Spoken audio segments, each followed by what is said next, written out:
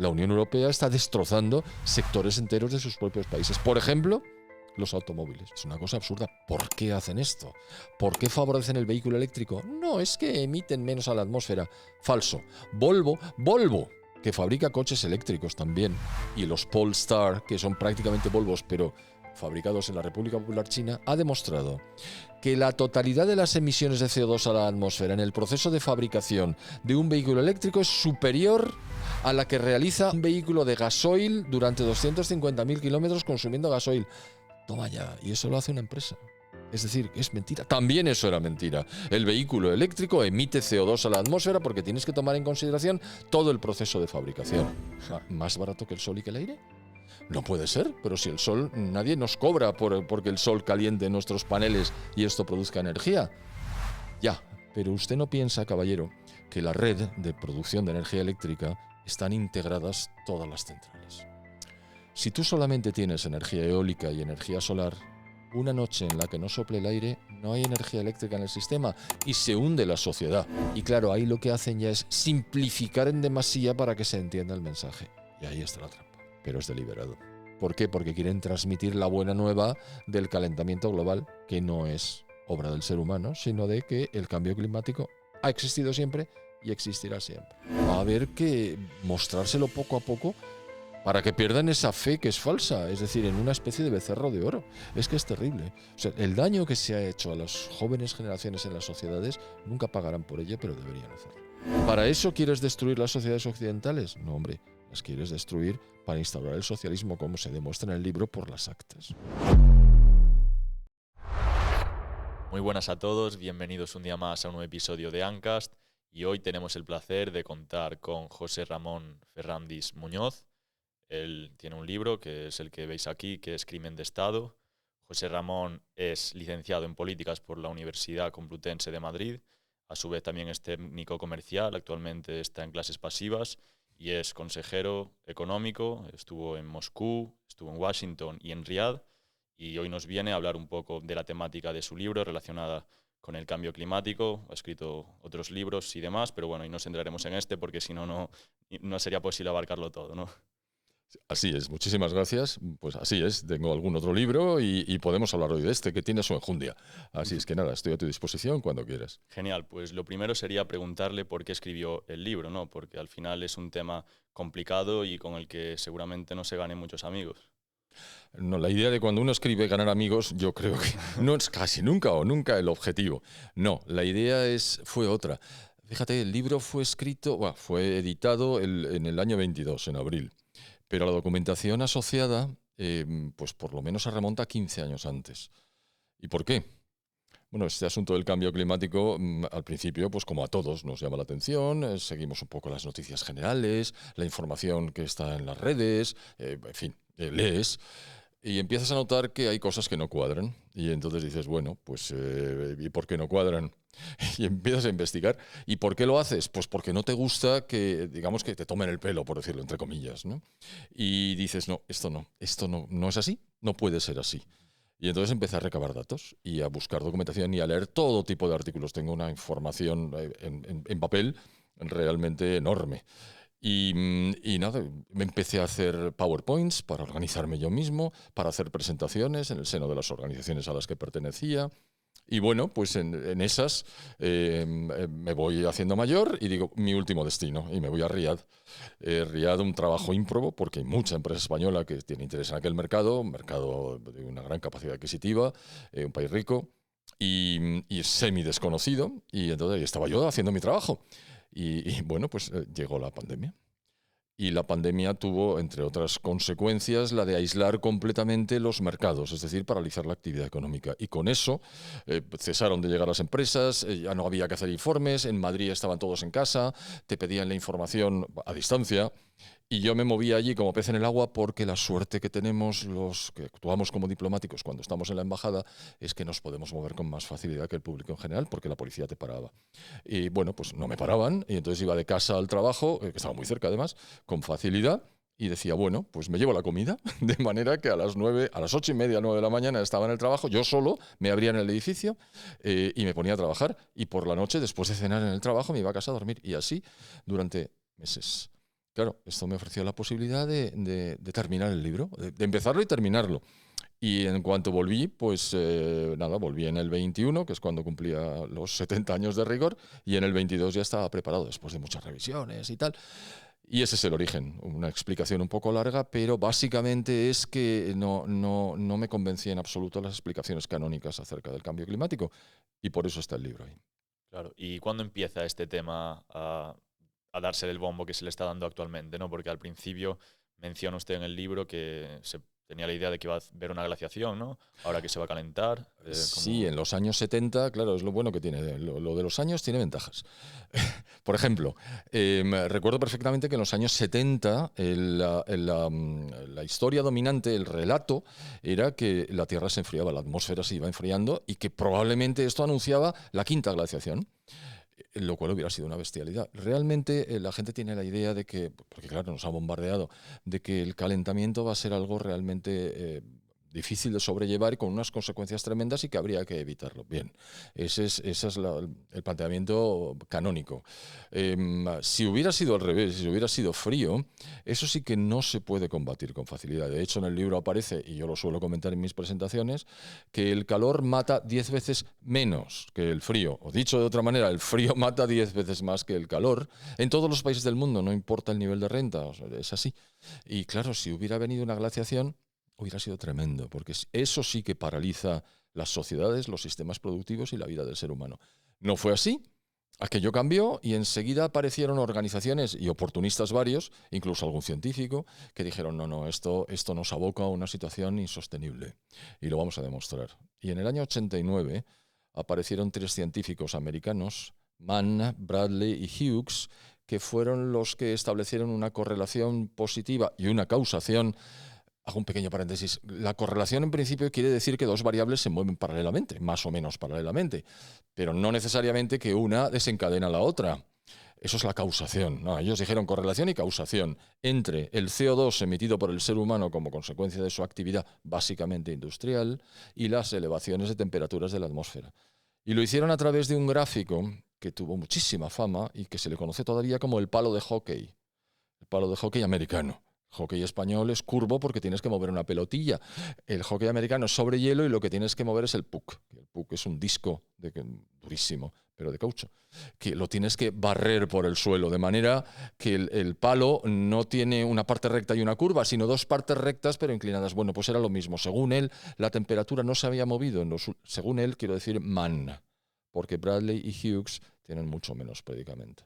Bueno, pues Michael Mann decía, a lo largo de los últimos 1000 años la temperatura prácticamente no ha oscilado, pero a partir de 1850 se eleva vertiginosamente como consecuencia de la revolución industrial y de la emisión de CO2 a la atmósfera. Por lo tanto, esto va a generar enormes problemas porque no se va a detener y es una situación de alarma. Bueno, pues Naciones Unidas, que ya había previamente creado un organismo llamado IPCC, por el acrónimo en inglés es Panel Intergubernamental para el Cambio Climático, que está orientado exclusivamente a demostrar que el ser humano es el responsable, no a buscar quién es o cuáles son las causas del calentamiento, no, a buscar a demostrar, a buscar las pruebas de que es el ser humano el único responsable con su actividad del calentamiento de la atmósfera. Y luego ya, bueno, Naciones Unidas se dedica a empujar este asunto con toda intensidad. Las universidades, las instituciones, las ONGs, todo tipo de intelectuales y los medios de comunicación de masas que están haciendo una labor deletérea, destructiva al respecto. Bueno, todo eso no es cierto. Dicho de otra manera, es cierto que el CO2 es un gas de efecto invernadero y por lo tanto genera elevación de la atmósfera, pero no es el único gas de efecto invernadero, ni siquiera es el más importante de los gases de efecto invernadero. Y lo que ocurre es que la responsabilidad, si se pudiera segregar responsabilidades a cada uno de esos gases, y luego hablaremos de ello si te parece, el CO2 tiene una parte mínima. Y dentro de eso, el CO2 de origen humano, porque el CO2 es natural, el CO2 es el que permite la fotosíntesis. El CO2, sin el CO2 estábamos todos muertos. Entonces, ese CO2 o natural o humano es un pequeño responsable del calentamiento. Por cierto, bienvenido sea el calentamiento de la atmósfera, porque si no hubiera gases de efecto invernadero en la atmósfera, estaríamos a 17 grados bajo cero de media en la Tierra. Por lo tanto, estaríamos todos muertos. Así es que los gases de efecto invernadero, que tienen muy mala fama, son los que nos dan la vida. Y el CO2, además, nos da la vida a través de la fotosíntesis. O sea que no es cierto que el CO2 esté teniendo efectos decisivos, ni mucho menos relevantes tampoco, en la evolución de la temperatura de la atmósfera de la Tierra. Y eso es lo que demuestro literalmente en el libro. Claro, al final el CO2 es el gas de la vida, ¿no? Así Tú es. necesitas CO2 para que la Tierra esté verde, ¿no? Ahora está más verde que nunca, comentas en el libro. Sí, y además me baso en los satélites de la NASA, tampoco. Y la NASA, que forma parte de la administración norteamericana y que durante la era Biden, bueno, y por supuesto durante la era Obama, con el interludio del primer periodo de Donald Trump, al ser parte de la administración, están a lo que les manden, evidentemente. Siendo así que son científicos, pero el sesgo era inevitable. Entonces hacían fotografías, los satélites de la NASA van orbitando y van haciendo fotografías de la Tierra. Y en esas fotografías se aprecia cómo en los últimos 20 años la Tierra se ha reverdecido adicionalmente un 15%. Eso es una enormidad y se debe absoluta y fundamentalmente al CO2, porque el régimen pluviométrico no se ha modificado, es decir, no hay más agua. Luego, lo que ha variado es el CO2. Claro, la fotosíntesis mejora al subir el nivel de CO2. Las plantas están más sanas, hay más plantas, colonizan áreas que antes no podían colonizar porque no había suficiente CO2 y en realidad todos estamos mucho mejor. Esa es la idea. El CO2, como digo en el libro, es el elixir de la vida. Claro, y al final también en lo relacionado con la temperatura, que dicen, no, tenemos que tener la temperatura que hay ahora porque ahora es la ideal. ¿Por qué la de ahora? ¿Por qué no la de hace 100 años, la de hace 1000 años? Pues esto es como sacar el dedo húmedo por la ventana y decir, ¿qué temperatura hace? Bueno, pues ¿cuál es la temperatura ideal? Pero, hombre de Dios, ¿qué te mueve a decir que esta es la temperatura ideal? ¿No preferirías el fresquillo que había a lo largo de los últimos 5 siglos anteriores a 1850? Es decir, o bien te gustaría el calentamiento que hubo en el periodo del siglo VIII al siglo XIII, que se llamó óptimo climático medieval, cuando las temperaturas eran de media 2 grados más cálidas o superiores a las que tenemos ahora. ¿Por qué no es ese el ideal? ¿Por qué no lo que había en el Imperio Romano? Que realmente vivían mucho mejor. De hecho, en el óptimo climático medieval, y lo explico en el libro, en Europa, que es donde tenemos datos fehacientes, si quieren indirectos, pero bueno, ya se tomaba nota de muchas cosas, la población se multiplicó por 3 en un periodo breve de tiempo. ¿Por qué? Pues porque el calor posibilitaba que las cosechas fueran mejores y la gente dependía muy mucho de las cosechas básicas, porque las sociedades, por supuesto, ni mucho menos estaban lo avanzadas que estamos ahora. Con lo cual, cuando había abundancia de alimentos, la vida era mucho mejor y la gente sobrevivía mucho más y por tanto se multiplicaba la población. A diferencia de eso, hay un periodo de enfriamiento entre el siglo XIV y el siglo XIX en el que hay todo tipo de problemas y eso se patentiza en muchísimos datos. No solo ya los cuadros de los pintores cuando se ve que el Támesis se helaba en invierno o que los Países Bajos, bueno, experimentaban periodos de frío enormes, pero la gente moría con mucha más facilidad precisamente por el frío. Y eso se demuestra siguiendo los datos demográficos. Es evidente. Claro, y luego en lo relacionado con el CO2, al final siempre se le echa la culpa y, como comenta en el libro, es el vapor de agua el que genera mayor efecto invernadero, ¿no? El CO2 al final es responsable de una parte relativa y luego el CO2 antropogénico incluso menor. Claro, es curioso. Los gases de efecto invernadero hay varios. El primero y más importante en términos de porcentaje en la atmósfera y no el más importante en capacidad de calentamiento molecular de la atmósfera, pero sí uno de los primeros es el vapor de agua, H2O, agua. Agua en forma de vapor, que es el 95% del total de todos los gases de efecto invernadero. Después, viene el CO2 con el 3,7% del total. Y luego está el metano, y luego están el óxido nitroso, después los clorofluorocarbonos y en algún sitio está el ozono. Y prácticamente esos son todos, ¿no? Bueno, 95% frente a 3,7%. 95 y 3,7, 98,7. Nos queda 1,3 para todos los demás. Y todos los demás son los que he mencionado anteriormente. Con lo que se ve, y eso es así, eso es un dato, no hay que moverlo, no hay que meditar mucho al respecto porque son datos, el vapor de agua está muy por encima de cualquier otro. Pero claro, el CO2 además Podemos dividirlo entre antrópico, antropogénico y natural.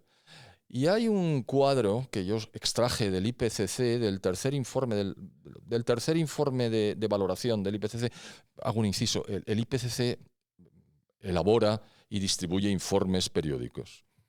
Lleva 6 informes y 2 adicionales que son también informes. No los llaman informes, pero no los llaman informe de valoración, pero es exactamente igual. En el tercero había un cuadro, y digo había porque ha desaparecido, pero como llevaba 15 años obteniendo información, pues lo tengo.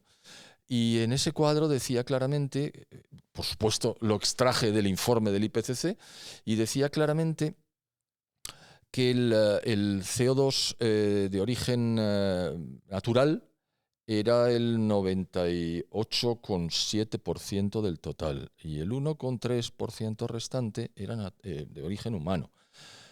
Eso era del año 2001 y ahora estamos en el 2024, pero en el 2001 ya se habían establecido los parámetros básicos del calentamiento. Quizá ahora ya no sea ese porcentaje, sino que a lo mejor el de origen humano sea el 2 con algo, me da igual.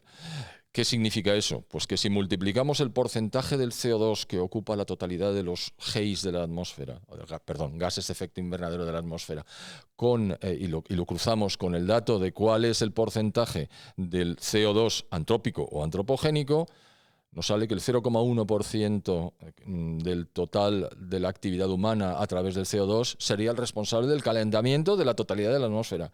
Oiga, ¿a quién quiere usted tomar el pelo? Claro, además es como darle también mucha importancia a las personas en el sentido de que son capaces de cambiar el clima de tal manera que en unos años de repente suban los mares y se hunda. Sí, nosotros somos una motita. Vamos a ver, somos 8.000 millones y hacemos muchas cosas y es maravilloso el desarrollo que ha alcanzado la humanidad y la ciencia más la técnica, más la organización, más las instituciones han logrado que la vida sea mejor que nunca a lo largo de toda la historia de la humanidad. Eso tampoco lo discute nadie. Bien, eso es así. Pero de ahí a decir que nuestra actividad puede modificar el clima del planeta revela que hay gente que se piensa que el ser humano... Todo esto tiene que ver con la muerte de Dios, entre comillas, es decir, la pérdida de la fe en el orden natural de las cosas. Alguien se debe haber creído que el hombre es la medida de todas las cosas. Ya había griegos que andaban diciendo eso hace más de 2000 años, pero no es el caso. El hombre es una de las especies que opera en la Tierra y con mucho es la que más capacidad operativa y de transformación tiene.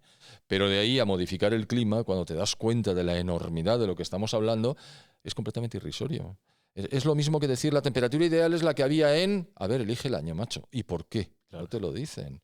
Pues esto es igual. No, es que el ser humano modifica el clima con su actividad. Con ese 0,1% del gas CO2 antrópico, ¿crees tú que va a modificar la totalidad del clima a través de sus efectos como gas de efecto invernadero sobre la atmósfera? ¿Pero qué me estás contando, majete? Claro. Además es un poco el CO2 en este caso el chivo expiatorio, ¿no? La gente le preguntas por la calle, oye, ¿qué cantidad de CO2 hay en la atmósfera? Y seguramente nadie lo sepa, simplemente pensarán, el CO2 es algo malo, por calentamiento global, entonces hay que combatirlo, pues consumiendo menos, teniendo más impuestos, ¿no? Que con los impuestos aparentemente también se resuelven todos los problemas. Eso dicen algunos, pero mira, eso que dices es completamente cierto, pero no en la calle. Nadie tiene por qué saber cuál es la concentración real de CO2 en la atmósfera. Como casi nadie sabe cuál es la concentración real de CO2 en sus pulmones. Claro. Porque nosotros, vamos a empezar por esta parte última, nosotros inspiramos oxígeno y exhalamos CO2. Y esto se consigue en nuestros pulmones. El oxígeno nos da la vida y el CO2 le da la vida a las plantas y aquí todos contentos. Claro, ¿cuál es la concentración de CO2 en la atmósfera? Pues es tan baja que hace falta aparatos especiales. Es de 424 partes por millón. Perdón, era en el año 2024 de 424 partes por millón. Ahora habrá 425, 426 porque sigue subiendo. ¿Eso cuánto es? Pues eso es muy poco. Eso es 0,0424%. Eso es muy poco. La gente no lo sabe, pero ni tiene por qué saberlo. Pero no en la calle. En el Congreso de los Estados Unidos, yo he visto en YouTube grabaciones en las que un senador muy listito, es un tal John Kennedy, pregunta a un panel de responsables de los departamentos de cambio climático de los Estados Unidos que están allí deponiendo. Y de repente el tío, que se lo debía saber, les dice, ¿me puede usted decir cuál es el porcentaje de CO2 en la atmósfera? Y eran 3 los interpelados y se miran entre sí y uno dice, ¿el 5? Pero literal, ¿el 5? Y dices, pero Cristo bendito. Y esta es la gente que está tomando decisiones en materia de, ¿cómo decirte?, de política de emisión de CO2 a la atmósfera, que en realidad es política energética que nos está destrozando. Estos ignorantes absolutos que no saben cuál es. Bueno, y de repente otro dice, no, 0,5, perdón, 5% es muy bajo. Está más bien cerca del 7%. Y entonces el otro les dice, pues que sepan ustedes que es el 0,0424. Y un silencio allí absoluto. Bueno, sí, es un poco menos de lo que habíamos dicho. Son unos sinvergüenzas. Viven de este cuento y viven muy bien. Y lo que no puede ser son las consecuencias de establecer un patrón falso en cuanto a la evolución del clima. La gente no tiene por qué saber cuál es el porcentaje, pero los técnicos lo saben, los científicos lo saben, y los que establecen las políticas económicas falsas que se basan en unas políticas energéticas criminales lo deberían de saber. La gente no sabe cuál es el porcentaje de CO2 que tenemos en los pulmones. Si he dicho que hay 424 partes por millón en los pulmones, en la atmósfera, en los pulmones tenemos 40.000 partes por millón.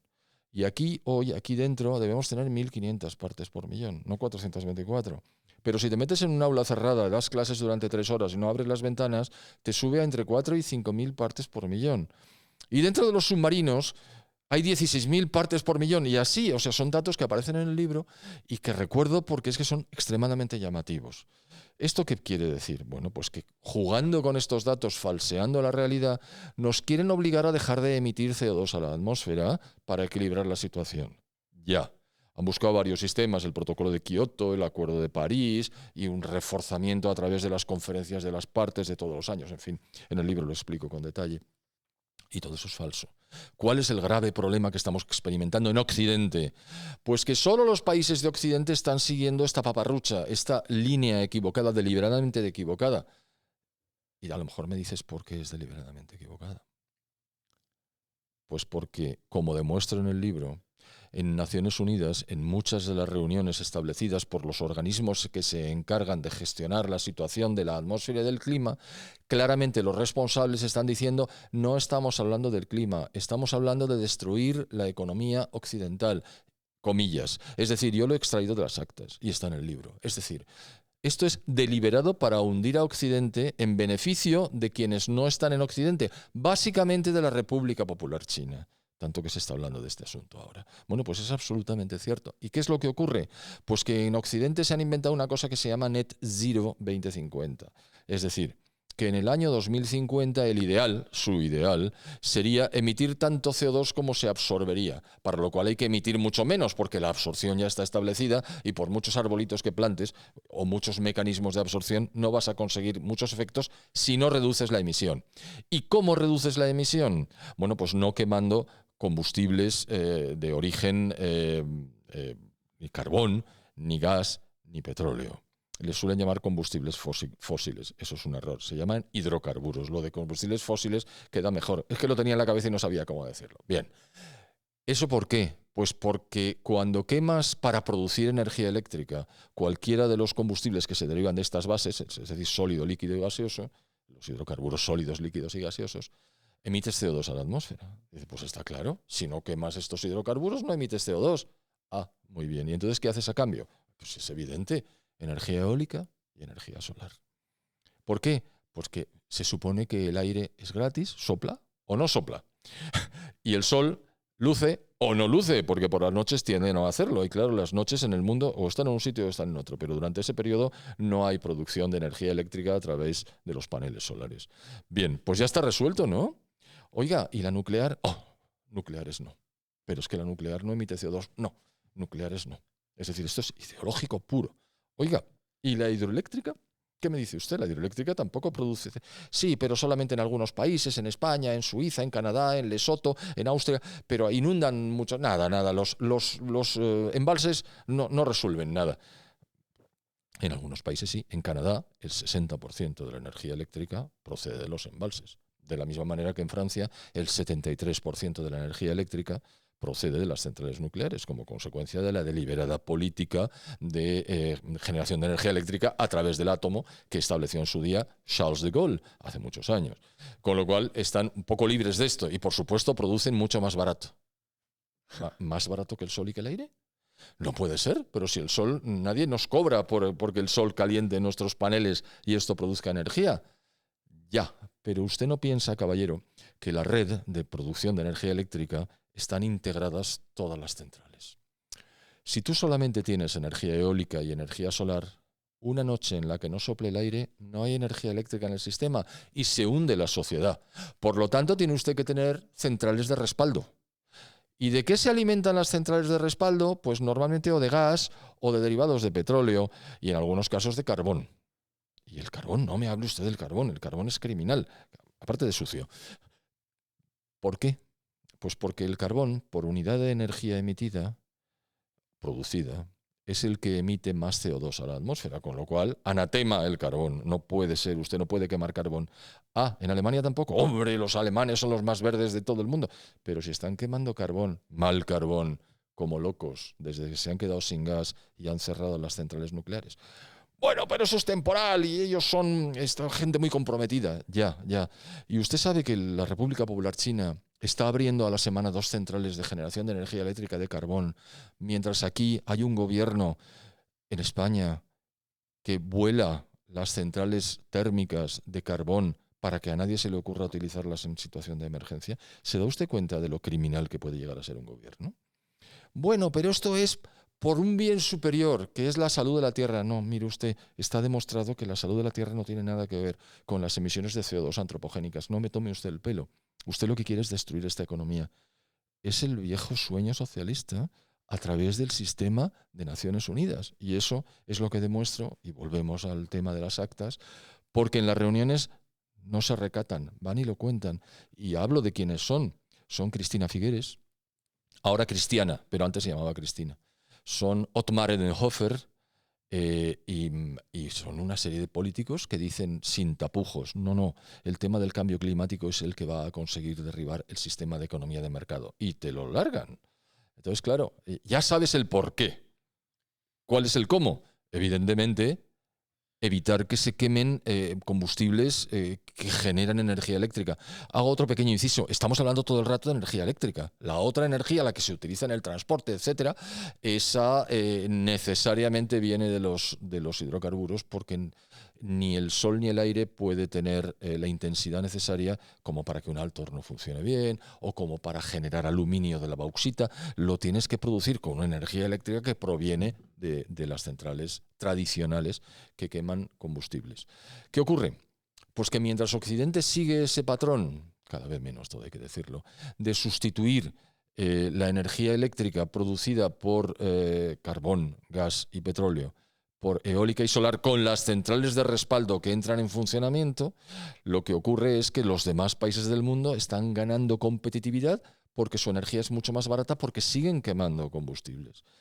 Y volvamos al tema, pero entonces, ¿por qué no es más barato el sol y el aire? Porque usted tiene que mantener funcionando las centrales de respaldo.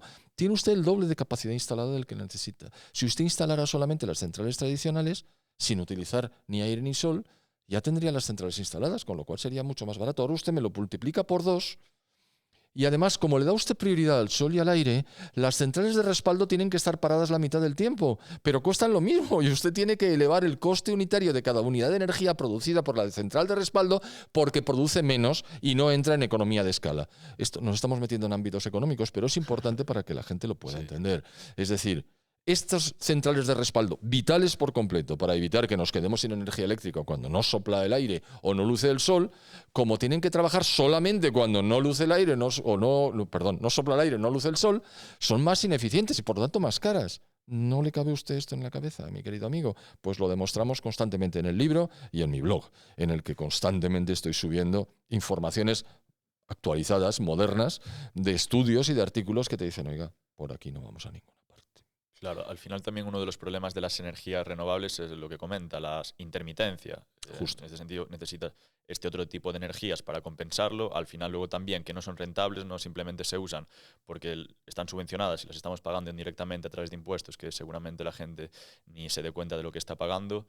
Y produce una descoordinación económica muy grande todo esto, porque normalmente si tú quieres pasar de un tipo de energía a otro, vas a tener que usar una energía de transición, no puedes directamente pasar del petróleo a la energía solar o de eólica. golpe y porrazo, de imposible. golpe, quitando toda la estructura anterior. Vamos, es una auténtica locura, ¿no? Es una Desde ese locura, punto de ese es vista. el término. Es una locura, no se puede hacer. Y la locura deriva de ese endiosamiento, y lo hemos dicho antes, Sí. del ser humano, que es muy característico. Dice, no, nosotros sabemos mejor que el mercado lo que nosotros tenemos que hacer. No, perdone. Las decisiones de las empresas y de las personas siempre tienen razón.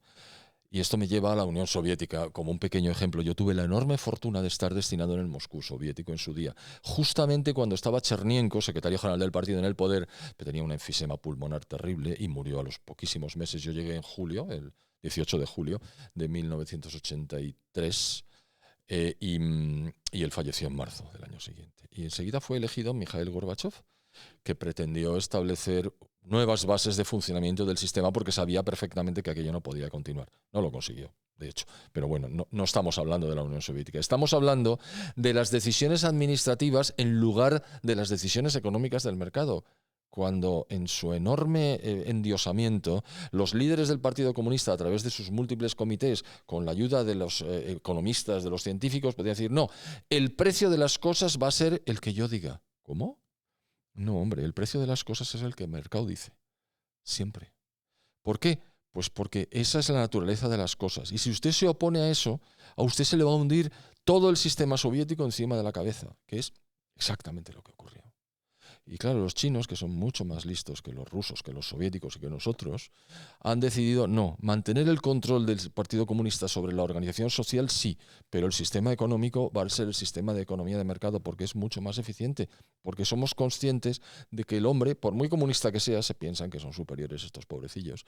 No puede decidir por el mercado y por las personas, que son los que toman las decisiones que más les convienen a ellos. Esa es la definición de mercado. Millones de transacciones realizadas en cada momento en todo el mundo. Esa es la solución. Y no que usted diga que el precio de la energía tiene que ser el que usted diga, o que el precio de los alimentos, o que el precio de los productos X. Cuando un sistema funciona sobre esa base, se hunde. Se ha demostrado N veces en la historia, la última con el sistema soviético. Y ahora no se va a demostrar porque afortunadamente el viento ha cambiado. Y no me refiero a la energía eólica, me refiero al viento del mundo. ¿Por qué? Porque cada vez hay más gente que se da plenamente cuenta de que esto es una filfa y que es absolutamente insoportable. Y si todavía está funcionando en Occidente, perdón, en el Occidente no norteamericano, es porque la Unión Europea no ha dado del todo su brazo a torcer, pero en muchos ámbitos sí lo ha hecho. La Unión Europea y el Reino Unido de la Gran Bretaña, que está fuera, pero que se está encontrando en enormes problemas. Ya, de hecho, la señora Badenoch, que es la responsable, la enésima responsable del Partido Conservador, ha dicho: net zero es insostenible. No vamos a seguir la política de reducción de CO2 a través de la no quema de hidrocarburos. Está hundiéndose la Gran Bretaña y no vamos a tolerarlo. Es cierto que ahora no está en el poder, que ahora está en el poder Keir Starmer, que es el secretario general del Partido Laborista. Véase socialista, porque aquí a veces la gente no sabe traducir los nombres o ignora que los laboristas son plenamente socialistas. Bueno, se están hundiendo los laboristas y el Reino Unido. Es decir, ellos también saldrán de esta situación. ¿Por qué? Porque se han dado perfecta cuenta de que no se puede sostener, que esto es una falacia, que es un fiasco y que es un engaño. Y el problema no es que te engañen y digan, bueno, pues te vas a casa y no tiene efecto ninguno. No, no, es que destrozan las economías y por las economías las sociedades, y no lo vamos a tolerar. ¿Y qué ha pasado? Pues que hay un señor en los Estados Unidos, que es un presidente nuevo, que ha dicho, él tomó posesión el día 20 de enero del año 2025 y el día 21 firmó una orden ejecutiva saliéndose del Acuerdo de París.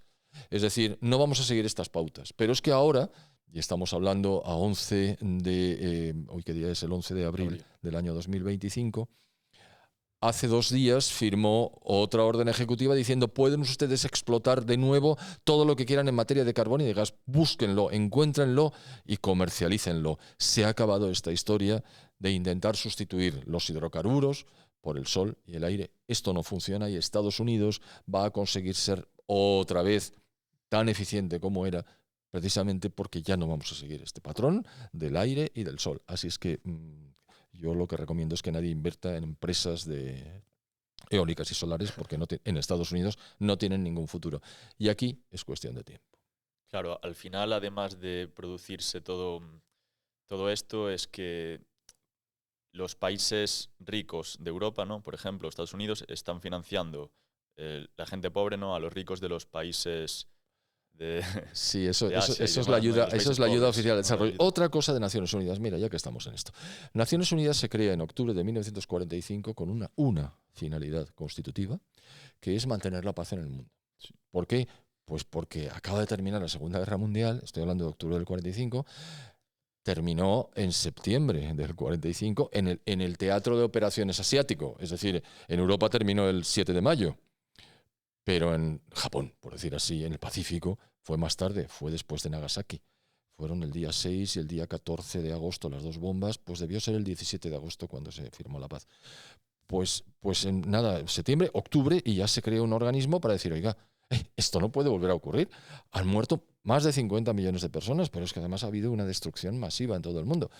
Ya la Primera Guerra Mundial motivó que apareciera la Sociedad de Naciones, que no terminó de funcionar, porque entre otras cosas, Estados Unidos, el Senado norteamericano no dio la aprobación, o no sé, el Senado y el Congreso, fue el Congreso norteamericano, Senado y Cámara de Representantes, el que no dio la aprobación al presidente Woodrow Wilson para que se materializara la presencia norteamericana en un invento norteamericano, porque él había creado, con sus famosos 14 puntos, la Constitución de la Sociedad de Naciones, que fue un fracaso. Y cuando terminó, de hecho fue un fracaso y empezó la Segunda Guerra Mundial. Al terminar la Segunda Guerra Mundial, se monta Naciones Unidas, oiga, que no vuelva a haber guerra, por favor mantenga la paz. Vale. 74 situaciones de guerra o conflictos posteriores, es decir, en el momento actual, Naciones Unidas no ha podido detener ni uno solo de los enfrentamientos, algunos de ellos muy graves, que han tenido lugar en el mundo desde 1945. Han tenido que ser en algún momento la gran potencia norteamericana, sobre todo en Corea entre el 49 y el 53, la que paralizara el ataque de la Corea del Norte frente a Corea del Sur. Pero Naciones Unidas no ha podido hacerlo. Y como no podía hacerlo y se sentía impotente, a pesar de que tienen muchos mecanismos administrativos, si quieres, y muchos recursos financieros, y de hecho tiene fuerzas de interposición, los famosos cascos azules, que no hacen sino interponerse. Es decir, ellos no pueden atacar a uno de los dos contendientes. Naciones Unidas se ha revelado impotente ante el único problema que tenía que resolver. Y entonces se ha dedicado a intentar resolver otros. Por ejemplo, el de la situación de los pobres del mundo, es decir, de los países pobres versus los países ricos. Y ahí entra la frase que has dicho de Peter Bauer. ¿Qué es la ayuda oficial al desarrollo? Pues dinero que va de los ricos a los pobres, ¿no? Los países ricos van pasando dinero a los países pobres al objeto de que estos se desarrollen y alcancen un nivel decente y luego, pues bueno, que el mundo esté mucho mejor. Ya. Pues 60 años después de que se iniciara la ayuda oficial al desarrollo y 100 millones de dólares después, es decir, 100 billones, para que se entienda bien, de dólares de transferencia de los ricos a los pobres, esto no ha funcionado. Y ahí está la frase de Peter Bauer. La ayuda oficial al desarrollo es el dinero que los pobres de los países ricos dan a los ricos de los países pobres. ¿Y con eso qué quiere decir? Que con los impuestos que pagamos todos se hace la ayuda oficial al desarrollo, que puede ser a través de los bancos de desarrollo, Naciones Unidas y organizaciones varias, a los organismos de los países menos desarrollados, más pobres o menos avanzados, pero no son ellos los que se favorecen, sino sus élites, es decir, sus ricos. Con lo cual esto no ha funcionado en absoluto. Pero Naciones Unidas tiene que continuar, porque ellos viven bien y son muchos, con lo cual se inventan constantemente cosas. La última, la Agenda 2030. Claro, este tema lo trata también Bueno de Mesquita en el libro de Manual del Dictador, ¿no? Que al final son estas élites de los países pobres las que se acaban beneficiando de la ayuda. Y luego, bueno, ha mencionado bastantes temas y estoy pensando en cuál indagar, claro, Pues porque adelante. hay gran cantidad. Y, por ejemplo, en el tema de las renovables, ¿no? Menciona que los combustibles fósiles, ¿no? También igual se juega un poco con el lenguaje, porque sabemos que son renovables, ¿no? Los pozos petrolíferos son renovables en un 20-30% al año. Eso es curiosísimo. Eso. Y, hay que claro, hablar con un geólogo. Eso es tema de geólogos. claro, y además que aparte de eso no se sabe del todo, o bueno, o no sé si la teoría más heterodoxa también menciona que igual no tiene por qué ser de fósiles, ¿no? Exacto, esa es la teoría abiogenética. Es decir, que A es no, bio es vida y genética el origen. Bueno, esto es del griego y tal, pero vamos. Abiogenético quiere decir que no viene de la fosilización de las plantas, ni del plancton, ni de las plantas, ni de los dinosaurios, etcétera. No, que vendría de determinada descomposición radioactiva de algunas rocas, que a su vez generarían ese petróleo o ese gas, y ese es el que extraemos nosotros. Esa teoría fue desarrollada por un ruso. La ciencia rusa es fascinante. O sea, yo que estuve allí algunos años, he estado 2 veces, el nivel de los científicos rusos es prácticamente incomparable, o era. Ahora probablemente con los avances tecnológicos hay, en otros países también se están desarrollando mucho, pero son prodigiosos en ese sentido. Lo que pasa es que luego no materializan en actuaciones concretas y en la creación de empresas lo mucho que su ciencia puede aportar. Dicho esto, la teoría biogenética, que es originalmente de un ruso, viene a decir eso. Y claro, hay mucha gente que dice, oiga, ¿y los pozos, por qué después de haberse agotado todavía aparece de repente que es como si apareciera más petróleo? Entonces la teoría tradicional dice, no, es que usted no explotó lo suficiente, es que ha habido unas filtraciones, es que tal. Y la biogenética dice, no, si es que lo que pasa es que la descomposición natural de las rocas está provocando que aparezca más. Bueno, es minoritaria, hay que decirlo con claridad, pero esto lo podría decir, bueno, lo mismo que te he dicho yo, pero mucho mejor dicho, te lo diría un especialista, ¿no? Un geólogo. Pero en cualquier caso, esto tiene mucho que ver con el peak oil, que también lo menciono en el libro. ¿Qué es el peak oil? El peak oil es del inglés, el punto más alto que alcanzaría la producción de petróleo.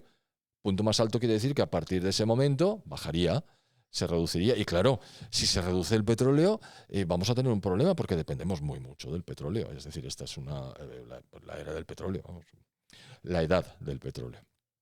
Hay un par de chistes que traigo a colación y una frase muy del jeque Yamani, que es muy conocida. El jeque Yamani fue secretario general de la OPEP durante 25 años. Antes había sido ministro de Energía de Arabia Saudita. Era un jurista formado en Londres, listísimo. Y que llegó a decir, hay que aprovechar esta oportunidad. Lo decía por su país. Dice, porque el petróleo no se va a acabar. Pero claro, ustedes se acuerdan. La edad de piedra no se acabó porque se acabaran las piedras, sino porque hubo adelantos tecnológicos que dejaron las piedras de lado y ya se fue avanzando en los metales y luego fuimos avanzando más. El petróleo será dejado de lado porque habrá avances tecnológicos que dejen que el petróleo ya no tenga más interés, con lo cual hay que aprovechar ahora que cuesta mucho para desarrollar nuestros propios países. Bueno, aparte de eso, creó un cártel, él no lo creó, pero contribuyó a crearlo, con la OPEP, que elevó artificialmente los precios del petróleo, lo cual ha favorecido a muchos países en detrimento de otros. Pero esa sí que es otra historia. ¿Qué quiere decir esto? Bueno, que el petróleo, es una lástima que estemos quemando el petróleo, porque del petróleo salen miles de componentes químicos y derivados que empezando por los plásticos, son utilísimos para la vida del ser humano. Pero dicho esto, el peak oil nunca llega. Me dirás, hombre, vamos a ver. Si esto es de origen fósil, este hidrocarburo, llegará un momento en que no podamos extraer más petróleo. Bueno, pues llegará, pero no ha llegado. Y lo pongo en el libro. En 1913, el departamento correspondiente de los Estados Unidos, que creo que es el de Geología y Geografía, dice, en 13 años, era 1913 y decía que en 13 años, por eso me acuerdo, si no, no me acordaría de ese dato, va a empezar a llegar el pico, más allá del cual ya no podremos extraer más petróleo. 1913. Lo que se extraía a la sazón debe ser la 25ª parte de lo que se extrae ahora. Pero ellos, con la tecnología existente y los pozos que conocían, de reservas probadas, dijeron eso. ¿Qué ha ocurrido? Que constantemente se encuentran nuevos pozos y hay nuevas reservas probadas. Y además no solo extraemos el líquido o semilíquido, porque hay algunos pozos que realmente la densidad del petróleo es tremenda, pero sigue siendo líquido. No, ahora está el fracking.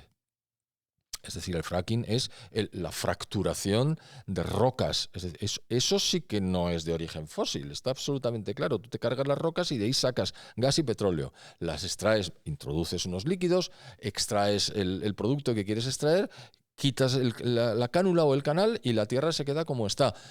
Sin la aportación, claro, tú has fracturado la tierra, con lo cual en algún momento y en algún sitio probablemente tienes alguna alteración, pero como está a mucha profundidad, esa alteración se colmata con el propio subsuelo y tú no te enteras de nada. Es decir, todo eso es aportación neta de hidrocarburos, por eso lo de fósiles no viene muy a cuento, de hidrocarburos para la utilización industrial.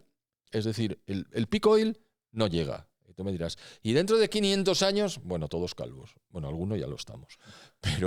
Pero claro, en 500 años no puedes hacer estimaciones fiables. Por ejemplo, ahora, bueno, pues el litio. ¿Para qué se usaba el litio? Para muy pocas cosas, hasta que aparecieron las baterías de los coches eléctricos, en un momento en el cual la demanda de litio es brutal, el precio ha subido vertiginosamente y ahora estás buscando yacimientos de litio por todo el mundo. Claro, ¿se va a acabar? Se acabará, como se acabará el cobre si los coches eléctricos siguen.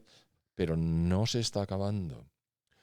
Para cuando se acabe realmente, probablemente ya habremos hecho avances tecnológicos suficientes. Lo que parece evidente es que la energía eléctrica procedente de centrales atómicas de pequeñas dimensiones, se llaman SMR, Small Modular Reactors, es lo que se está desarrollando vertiginosamente ahora en todo el mundo. Es decir, para la energía eléctrica tenemos absolutamente claro que van a ser centrales de fisión mediante mecanismos nuevos, con recuperación del combustible utilizado por las anteriores tecnologías de las primeras generaciones. Es decir, no se va a acabar la energía eléctrica, no se va a acabar el uranio enriquecido, nada, eso sí que no se va a acabar.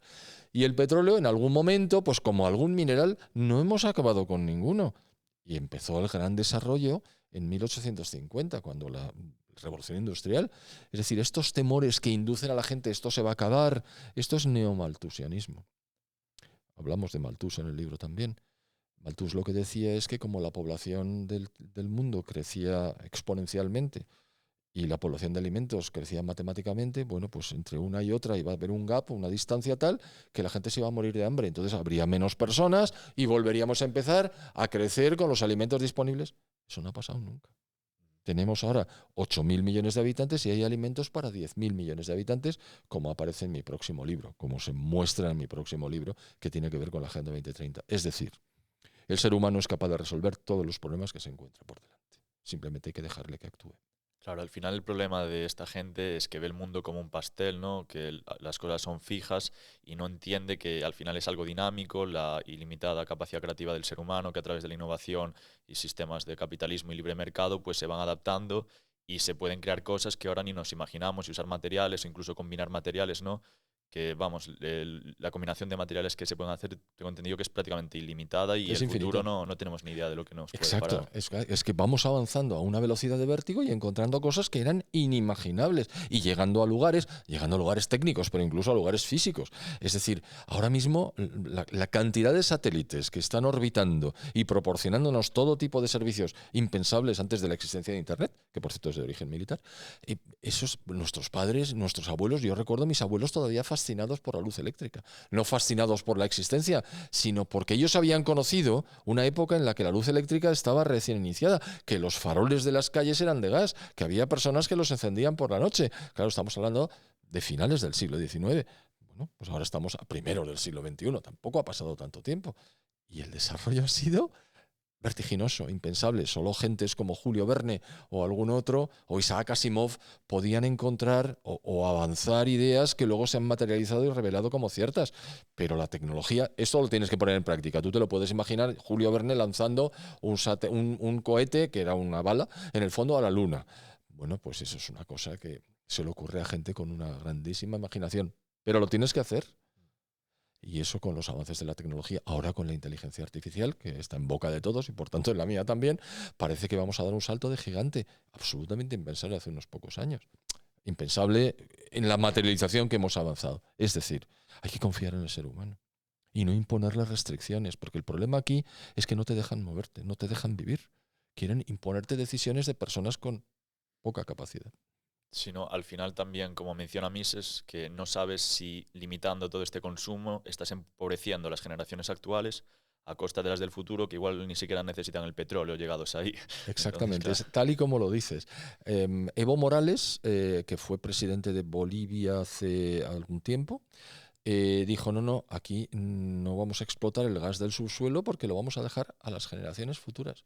Tío, tienes el gas, tienes necesidades, tú te debes a la generación actual, a ti te han elegido, no les des mala vida en función de unas generaciones futuras que ni sabes cuántos van a ser, ni cuándo van a estar, ni si siquiera van a estar, y por supuesto a lo mejor tienen soluciones tecnológicas que dejan el gas debajo, en el subsuelo, para toda la eternidad, y tú ahora has tomado unas decisiones completamente equivocadas. ¿Por qué? Socialista. claro, y diciendo esto tampoco estamos diciendo que hay que malgastar los recursos ni nada de eso, pero es el sistema que mejor los mantiene los recursos, que mejor los cuida y que los destina al mejor de los usos posibles, es el capitalismo de propiedad privada. Absolutamente, no tengo nada que añadir al respecto. Claro. O sea, bueno, y al final quería mencionar otro tema y sería el del Club de Roma, ¿no? Que es una de estas organizaciones también, no sé si no Privada. malthusiana, privada. Privada, sí, quiero decir que no solamente es Naciones Unidas, es decir, hay una serie de plutócratas, es decir, los inmensamente ricos, bueno, inmensamente, ¿no? Los muy, muy, muy ricos, que también colaboran. A ver, cuando el control socializante o socialista de las sociedades entra en acción, lo que desaparece es la clase media. Es decir, hay una serie de personas en la cúpula, en las élites, y el resto que se dedica a trabajar y a pagar impuestos para que los demás vivan bien, los que gestionan la totalidad del sistema. Y los muy ricos están absolutamente encantados. ¿Por qué? Pues porque para ellos no va a haber ningún problema. Ellos son los que van a tomar las decisiones que se van a instrumentar a través de los organismos internacionales. Está chungo. Es decir, Naciones Unidas tiene un futuro de color de ala de mosca, como decía una amiga mía. Ala de mosca es transparente, o sea, negro. Eh, ¿Por qué? Estábamos hablando antes del presidente norteamericano. Lo primero que ha hecho, sí, lo primero no, al día siguiente fue marcharse del Club de París, pero lo que hizo acto seguido, aparte de anular una serie de organismos internos despilfarradores en extremo norteamericanos, ha decidido que no financiaba según qué actividades de la Organización Mundial de la Salud, que es un organismo importante de Naciones Unidas, como consecuencia de la ayuda que había prestado a la República Popular China para ocultar el origen del COVID, que fue un escape que se produjo en un laboratorio de ganancia de función de virus, literalmente, en la ciudad de Wuhan. Y nos quisieron hacer creer que un pangolín se había comido a un murciélago y a su vez un chino se había comido un pangolín y que por... No me toque las narices, por el amor de Dios. Esto ha sido una fuga, cosa que se demostró posteriormente a través de los documentos norteamericanos que ahora se ha sabido que ya existían. Es decir, ese engaño de la Organización Mundial de la Salud ha provocado que el presidente norteamericano diga los fondos asignados a la OMS ya no se le asignan, con lo cual la OMS tiene un verdadero problema de supervivencia. Pero va a pasar con la OMS, va a pasar con la OMC, va a pasar con una serie de organismos y Naciones Unidas se enfrenta a una situación muy difícil. No ya solo porque no cumplan con el objetivo fundacional del año 1945, que es mantener la paz, sino porque no es operativo. ¿Y por qué no es operativo? De eso no hablo en este libro, hablo en el siguiente, pero bueno, ¿por qué no es operativo? Pues porque cuando se creó Naciones Unidas eran 54 países en el mundo y ahora hay 195. No se había producido la descolonización y eso ha sido un fenómeno absolutamente capital. Había dos países que eran los hegemónicos, es decir, Estados Unidos en Occidente y la Unión Soviética en Oriente. La Unión Soviética ha desaparecido en 1991 y ahora hay una multipolaridad, aunque efectivamente ahora tenemos otra vez un enfrentamiento entre los dos hegemones, que son otra vez Estados Unidos, pero además la República Popular China. Es decir, el mundo es completamente diferente. Y esos organismos que han florecido en función de decisiones adoptadas por Naciones Unidas, que ellos mismos se han adecuado a sí mismos con votaciones en las asambleas generales, estos son excrecencias carísimas que no nos podemos permitir. Claro, me dirás, hombre, ¿y entonces quién va a preservar la paz en el mundo? Desde luego Naciones Unidas no lo está haciendo. La Asamblea General toma decisiones y luego el Consejo de Seguridad las veta lo que no le interesa. ¿Y quiénes están en el Consejo de Seguridad? Pues esa es la madre del cordero. El Consejo de Seguridad está integrado por 15 países, de los cuales 5 son permanentes y 10 van rotando cada 2 años. Y los permanentes tienen derecho de veto. Es decir, si uno de ellos considera que alguna de las decisiones que se adoptan en la Asamblea General no se puede materializar porque no es acorde con sus intereses, la veta. ¿Quiénes son esos países? Pues otra vez, Estados Unidos. La heredera de la Unión Soviética, que es Rusia. La heredera de la República China, que es la República Popular China, que en 1971 el voto pasó, digamos, de Taiwán a China continental, muy superior en dimensiones y en capacidad. Y luego dos países que entonces en el 45 todavía conservaban parte de su peso específico y ahora son muy menores, que son el Reino Unido de la Gran Bretaña, que todavía tenía lo que ahora es la Commonwealth, era su enorme imperio, gran parte de su imperio, por supuesto no todo, porque ya se vio en el año 48 que se independizó la India, en fin, todas estas cosas que no viene a cuento decir ahora, y Francia, que perdió completamente sus colonias. Entonces ahora esos dos países tienen derecho de veto, pero no son tan operativos, y los que sí lo son, simplemente vetan lo que no les conviene. Este sistema tiene que cambiar. Luego en la Asamblea General votan los 195, pero hay países, tengamos en cuenta, que el voto de la República Popular China tiene la misma importancia que el voto de Vanuatu, que es un país de 200.000 habitantes en medio del Pacífico Sur. O sea que un país de 1.220 millones de habitantes como es la República Popular China tiene el mismo peso específico en una votación, sí señor. Y los Estados Unidos, con su enorme potencial y su realidad económica, política y militar, ¿tiene el mismo peso que Samoa? Sí señor. Esto es irrisorio. Esto no se sostiene. Y claro, los votos de esos países se consiguen fácilmente, por decirlo de alguna manera. No precisamente Vanuatu y Samoa, cualquiera. Este sistema no funciona. ¿Qué vamos a hacer? Bueno, pues que se ha acabado lo que hemos llamado la Pax Americana. Es decir, lo que se creó en 1945 y está terminando ahora, pues yo creo que las instituciones que se han derivado, sobre todo Naciones Unidas, que es el principal sustento de este engaño del clima, también tienden a la desaparición. Y yo creo que va a ser en este periodo de los 4 años de Trump. Porque como todos sabemos, Trump no puede estar otros 4 años después de los primeros 4, si es que consigue llegar hasta el final, que parece que... Bueno, estaba barajándolo. Le oí No, decir lo dijo para morirse de la risa. Es que, claro, la gente, bueno, no estamos hablando de Trump, esto es un libro, pero es que hay que analizar un poco a Donald Trump, hay que saber quién es. Es decir, este señor ha sido presidente ya y sabemos lo que hizo. Pues no tienes más que mirar, coges y lees los libros de historia o incluso puedes ir a la hemeroteca. Pero es que ha escrito libros sobre negociación. Es un tío que de negociación se lo sabe todo y dice cosas para descolocarte. Te dice, bueno, voy a optar a otro periodo, pero si no puede, ¿por qué no puede? Porque Franklin Delano Roosevelt inició su 4.º periodo. Fíjate que empezó en el año 32, creo. Y estuvo enlazando 4, 4, 4, y el último 4 se murió al poco de ser elegido porque tenía, creo que era el síndrome de Guillain-Barré, aunque mucha gente dice que es poliomielitis. Bueno, da igual, le impedía el movimiento desde hacía muchos años y estaba ya, fumaba como un carretero y estaba muy fastidiado. Y se murió antes de que terminara la Segunda Guerra Mundial. Pero todo el mundo se dio cuenta de que no se podía ser presidente ilimitadamente, porque aquello parecía pues un rey hasta que se muriera, seguía siendo rey. Y entonces una de las enmiendas de la Constitución Abierta norteamericana dice que el máximo son 2 periodos, pero no necesariamente seguidos, sino puede ser alternos. Y ha habido 2 casos. El primero creo que fue John Wesley Harding, presidente americano del siglo XIX, y el segundo ha sido Donald Trump. Es decir, una, Biden, otra. Punto. ¿Quién va a venir después? No lo sabemos. Pero durante estos 3 años y muchos meses que le quedan en el poder, vamos a ver muchas transformaciones en la arena internacional. Muchas. Entre otras, y fundamentalmente, lo que nos mueve y lo que nos ha traído aquí, es el tema del clima. Claro. Y al final tenemos todas estas organizaciones supranacionales que menciona OMS, también menciona la NASA, y todos estos papers que sacan y que por qué nos mentirían este tipo de organizaciones, ¿no? Que mencionan en un pie de página, por ejemplo, la relación que tiene la presidenta de la OMS o no sé exactamente quién era con la República Popular China. El presidente de la Organización Mundial de la Salud, es que hay una, eso lo saco en mi blog, las fotografías son tremebundas. El señor se llama Tedros Adhanom Ghebreyesus y es etíope. Y pertenece al movimiento de los Tigrit, bueno, no me acuerdo bien, responsable de considerables muertes deliberadas en la pelea interior de Etiopía y en su guerra con Eritrea. Antes Etiopía llegaba hasta el Mar Rojo, bueno, hasta el final del Mar Rojo, hasta el Mar Índico, hasta el Océano Índico en la parte superior, pero Eritrea se independizó y entonces se segregó. Bueno, fue una guerra civil. Aquí no prestamos mucha atención a las guerras terribles que hay en África porque nos pilla un poco tras mano, pero son absolutamente espantosas durante muchos años. Y entonces el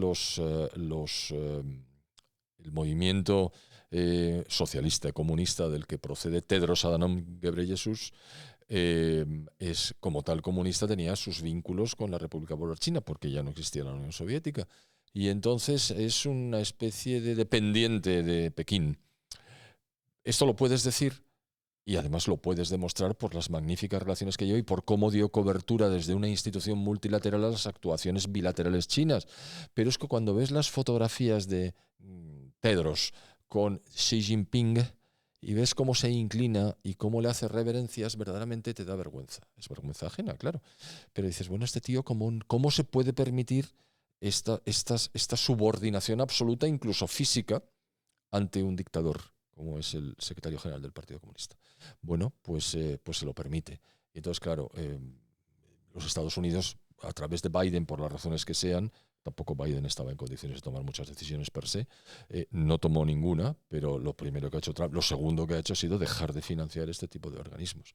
Es decir, es este señor. Y luego había otros organismos, también menciono en el pie de página, donde algunas de las personas que estaban al frente ponían de relieve su absoluta dependencia de la República Popular China, otra y otra vez. Es decir, la República Popular China no está donde está porque haya respetado la normativa internacional, sino más bien porque la ha vulnerado sistemáticamente. Y en el ámbito comercial, y hablando de la Organización Mundial de Comercio, desde que China entró en la Organización Mundial de Comercio, cosa que hizo en 2001 para ser efectiva en 2002, se ha dedicado a vulnerar todas y cada una de las normativas en materia de comercio internacional existentes, no solamente en materia de aranceles, sino también en materia de barreras no arancelarias. Eso está demostrado. Y lo utilizamos en todos nuestros análisis para ver por qué la República Popular China, aparte de por su esfuerzo, dedicación y avances que han sido magníficos, además se ha dedicado a vulnerar la normativa que debería de haber cumplido, lo cual le ha favorecido enormemente a la hora de la competencia.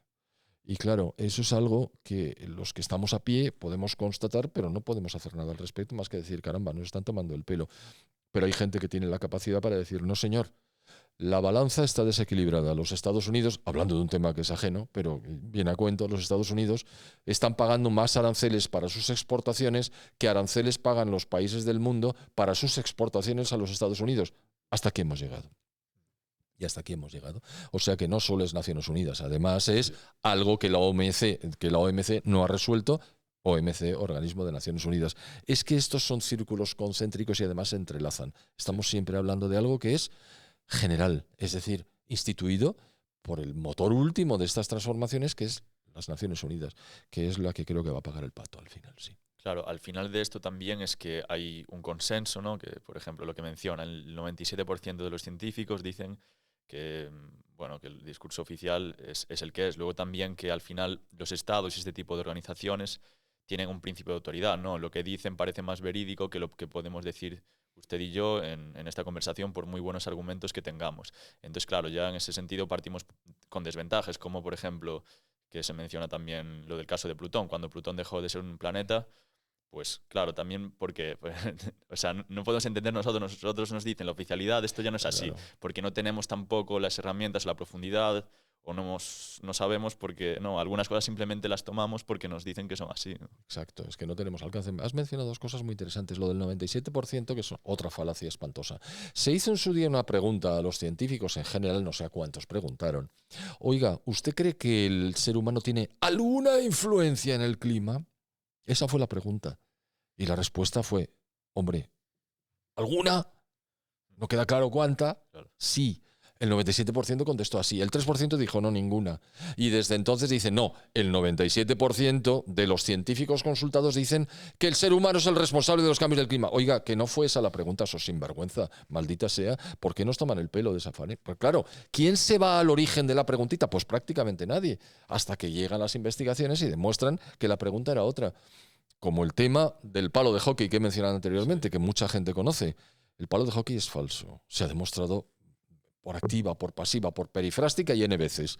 Es falso. Pero es que además, hace exactamente 15 años y 13 meses, un hacker se metió en una universidad británica que era la que proporcionaba los datos a Michael Mann para hacer sus investigaciones y el palo de hockey que efectuó posteriormente, que diseñó diciendo, mira cómo suben las temperaturas. Y entonces sacaron a la luz, ese hacker sacó más de 1000 emails, correos electrónicos, entre un tal Jones, el responsable de la Climate Research Unit de la Universidad de East Anglia, que fue donde se metió. La Universidad de Anglia del Este del Reino Unido de la Gran Bretaña tiene un departamento de investigación del clima.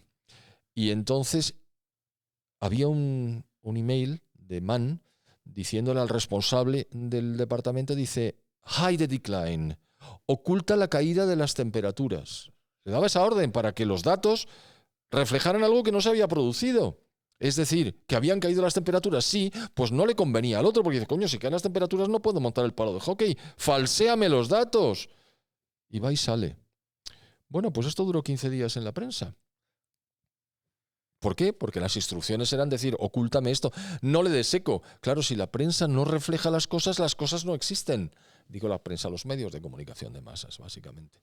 ¿Y entonces qué ocurrió? Bueno, pues que hace 15 años, como fue en noviembre de hace 15 años, pues por eso digo, noviembre no, ya son 4 meses. Pero bueno, y sin pena ni gloria pasó, y se demostró fehacientemente que estaban falsificando la documentación original, básica, que te permitía después hacer algo, un falseamiento total de la correlación y causación entre CO2 y temperaturas. Pero bueno, pero si esto es un fraude, y se demostró, oye, pues nada. Desapareció. Desapareció porque no lo reflejaron los medios de comunicación de masas. Estás vendido. O vas a las fuentes o no hay nada que hacer. Y es lo mismo que te estaba comentando antes. O vas a las fuentes de cuál fue la pregunta que se hizo a los científicos para sacarlo del 97%. Y se les preguntó, ¿cree que hay alguna influencia, por pequeña que sea? Y la gente dijo, hombre, ¿alguna habrá? Bien, pero eso no es decir que el 97% no dijeron, sí, es el hombre el responsable del cambio climático, porque no lo es. Los científicos no son tontos. Ahora bien, ¿qué ocurre? ¿Por qué no hay tantos científicos que se opongan frontalmente a esta teoría fraudulenta? Pues porque tienen que vivir. Los científicos del clima están en universidades, están en instituciones, trabajan, tienen familias y tienen su vida. Y ahora pretendes que el científico diga todo esto es una filfa, es falso como un duro de madera. Y no estoy dispuesto con mi investigación y mi prestigio a consentirlo. Te has quedado sin trabajo, macho. Ahora ya te puedes buscar la vida recogiendo basuras. Hombre, tampoco es eso. No podemos pretender que haya héroes. ¿Qué es lo que ocurre? Que cuando se jubilan y ya no dependen de esos recursos, entonces sí lo dicen. Y entonces ahora está ocurriendo que muchísimos científicos eméritos, ahora no, desde hace mucho tiempo, muchos científicos eméritos están diciendo lo que realmente no podían decir antes porque se quedaban sin trabajo. Esto es una esclavitud moderna. Sí, al final, claro, si tú publicas un paper diciendo que hay cambio climático porque suceden estas cosas, porque estos parámetros son así, te publican. Si dices lo contrario, no hay, no se alarmen o no es tan grave como se dice, ya la financiación igual no fluye tanto. Exactamente así. El mecanismo es muy sencillo, si no hay que darle muchas vueltas. Entonces te has quedado sin objetivos en el trabajo, entonces bueno, pues no puedes trabajar en lo tuyo y oye, se supone que eres un científico del clima o de alguna especialidad relacionada con el clima porque te gusta, porque has desarrollado tus capacidades, porque eres bueno, porque puedes aportar. Y todo eso se ha ampliado a las empresas con una serie de requerimientos. Y claro, pues nos estamos enfrentando a una situación general que está decayendo. Hablo del blog, antes lo he hecho, porque claro, el libro no lo voy a estar, tiene una segunda edición, pero no puedo estar ampliándolo constantemente porque ya tiene 500 páginas, 500 y pico, y tampoco es plan. Entonces lo que hago es, en el blog actualizo constantemente la información. Y es impresionante la cantidad de personas, de científicos, de gente de absoluta confianza, que están demostrando constantemente que esto es falso y que no tiene fundamento científico. Es decir, por donde lo cojas, cualquiera de los elementos que utilizan es falso, está distorsionado o está impuesto. Y hablo solo de la ciencia y no estoy hablando de la política energética que se deriva de esos supuestos hallazgos científicos que son falsos. Es decir, todo esto es un montaje de tal envergadura que también en el libro creo que digo, había un científico sueco, especialista en nivel del mar. Antes me has mencionado el nivel del mar y no hemos hecho hincapié porque es la clave del miedo que insuflan el nivel del mar, que decía, esto es el mayor engaño de la historia de la humanidad. Se llamaba Niels Axel Mörner y era un especialista, ya te digo, en nivel del mar. Lo del nivel del mar es importante. Y lo pongo muy de relieve en el libro. A ver, ¿cuál es el mecanismo básico de atemorización de las sociedades? Lo mismo que pasó en el COVID. La gente está atemorizada porque dice, me voy a contagiar y me voy a morir, me quedo en casa y hago lo que digan las autoridades. Pues aquí igual, mutatis mutandis, claro. Y entonces lo que dicen es, si sube las temperaturas lo suficiente, llegará un momento en que el hielo, la enorme cantidad de hielo que hay sobre la Antártida y sobre Groenlandia, se convierta en agua y ese agua fluirá y se irá al mar. Y claro, el nivel del mar subirá y entonces automáticamente hacen el cálculo cuál es el volumen del hielo que está situado sobre la Tierra. Ojo, no hablo del Polo Norte. El Polo Norte es hielo sobre agua, con lo cual el nivel del agua no se modificaría prácticamente en absoluto. De eso no hablamos. Hablamos del Polo Sur, la Antártida, y de Groenlandia, una isla absolutamente gigantesca, casi de las dimensiones de Australia, muy parecida.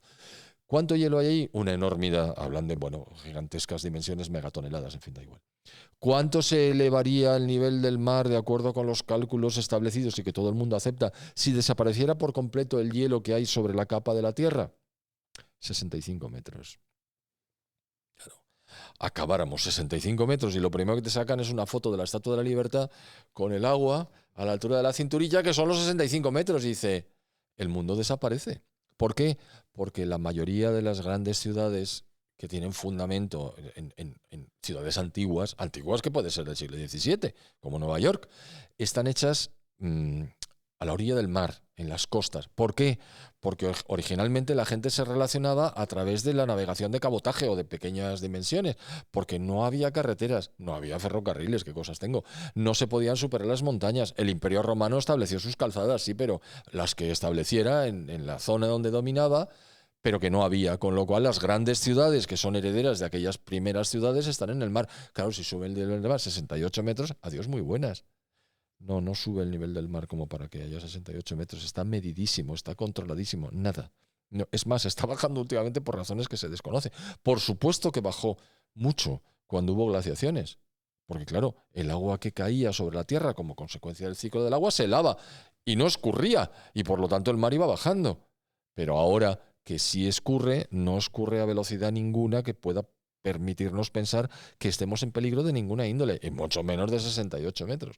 Claro, la gente se asusta cuando le dicen, oh, es que va a subir el nivel del mar y nos vamos a morir todos. Sí, que nos vamos a morir todos es muy evidente, pero desde luego no porque suba el nivel del mar, porque no va a subir la temperatura. Claro. También los osos polares, ¿no? Que ves ahí la imagen ahí en un cubito de hielo que no caben Me casi. acuerdo aquel pobre oso polar hecho unos zorros, que era un oso polar muy mayor que se estaba muriendo de viejo, porque cuando el oso polar tiene que cazar y es viejo y no puede cazar, pues se muere de hambre. Esto es así, pero es lo normal, es la naturaleza de las cosas, ¿no? La naturaleza es cruel y eso lo sabemos, pero claro, sacas, uy, pobre osito polar. Bueno, el oso polar es un animal bestial. Ojalá no se encuentre nadie de frente con un oso polar, porque el oso polar se lo come. Pero bueno, dejando aparte de eso, los osos polares iban decreciendo y Al Gore, uno de los mayores publicistas de este fenómeno, desde que perdió la presidencia de los Estados Unidos a manos de George Bush, padre, eh, resulta que, no, hijo, perdón, el padre fue antes de Clinton. Al Gore fue vicepresidente durante 8 años con Bill Clinton y después optó a la presidencia y fue derrotado por Bush hijo por una votación ajustadísima en Florida. Es decir, aquello estuvo a punto de ser presidente de los americanos. Es un tío extraordinario, tiene una capacidad de comunicación absolutamente poco común y se dedicó a ser una especie de apóstol de esta nueva fe. Y el hombre pues se ha dedicado a decir cosas, una de las cuales fue: los osos polares van a desaparecer. Como dijo en 2014, no va a quedar hielo en el Polo Norte. Llegó 2014 y el hielo sigue oscilando en función de la temperatura, invierno-verano. Pero bueno, ya no lo vuelve a decir nadie y todos dicen, pobre Gore, se equivocó, pero en el fondo tiene razón. Bueno, Al Gore dijo esas cosas porque tenían mucho impacto comunicacional. Y volviendo a los osos blancos, efectivamente los osos blancos estaban desapareciendo. Y la gente decía, Al Gore el primero. Claro, como cada vez hay menos hielo, el oso polar desaparece. El oso polar vive sobre el hielo, sobre tierra, y eso no hace falta. Y el nombre latino del oso polar, porque la gente no lo sabrá, es Ursus maritimus. ¿Y qué significa Ursus maritimus? Pues el oso que nada en el mar. Yo sé que marítimo significa marítimo, pero ya te digo yo que nada. Es capaz de nadar 400 kilómetros continuos porque están anillados y se sabe lo que hacen sin ningún desfallecimiento. Son verdaderas bestias para ir de un sitio a otro, para conseguir comida, para perseguir a las focas, lo que haga falta. ¿Qué significa eso? ¿Por qué decaía la población de los osos polares? Porque los cazaban desde avionetas por deporte, porque claro, cazar un oso polar entre los bloques de hielo que se desgajan es un verdadero peligro. Entonces la gente decía, voy a matar ese oso y luego si acaso ya que lo recoja alguien. Y si no, pues nada, ya lo he matado y hago la foto y tal, desde arriba. Cuando prohibieron la caza desde medios aéreos de los osos polares, se ha multiplicado por 6 el número de osos polares. Ahora los osos polares están amenazando las poblaciones de las zonas. Hay una zona que se llama Churchill, en Canadá, donde la gente tiene que salir armada a la calle, porque es una zona de hielo, casi hielos perpetuos, y el oso polar se pasea por allí buscando comida, se mete en los basureros, como hacen los jabalíes y los animales, y los lobos dentro de nada.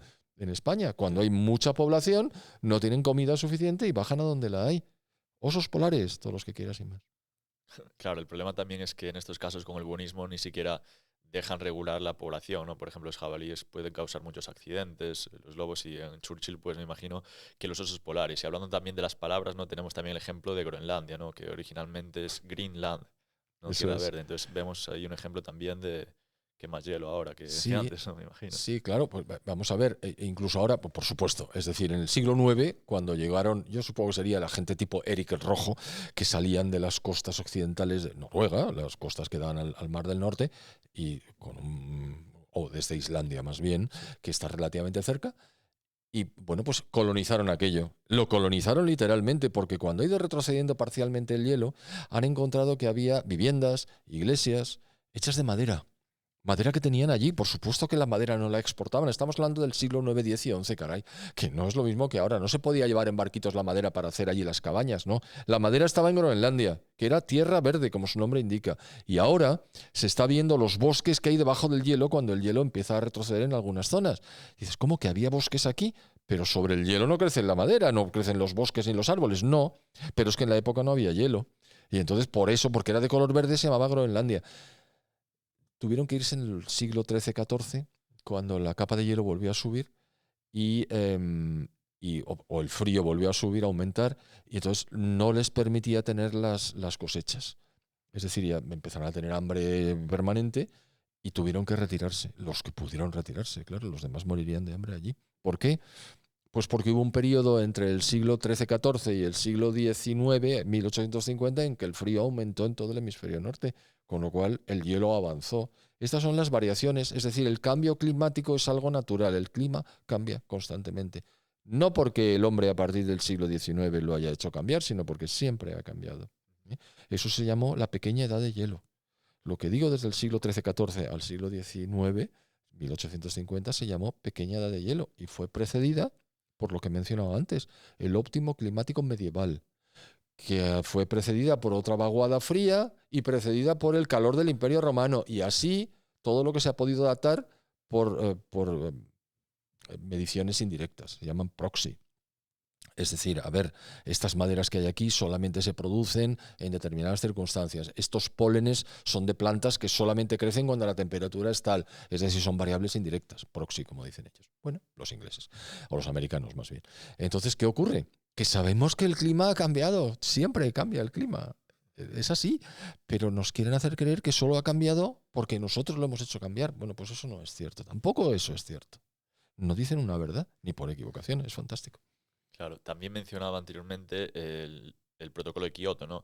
Y si atendemos, por ejemplo, a la financiación, no sé si era este o el de París, lo de, por ejemplo, que fue financiado por Enron, ¿no?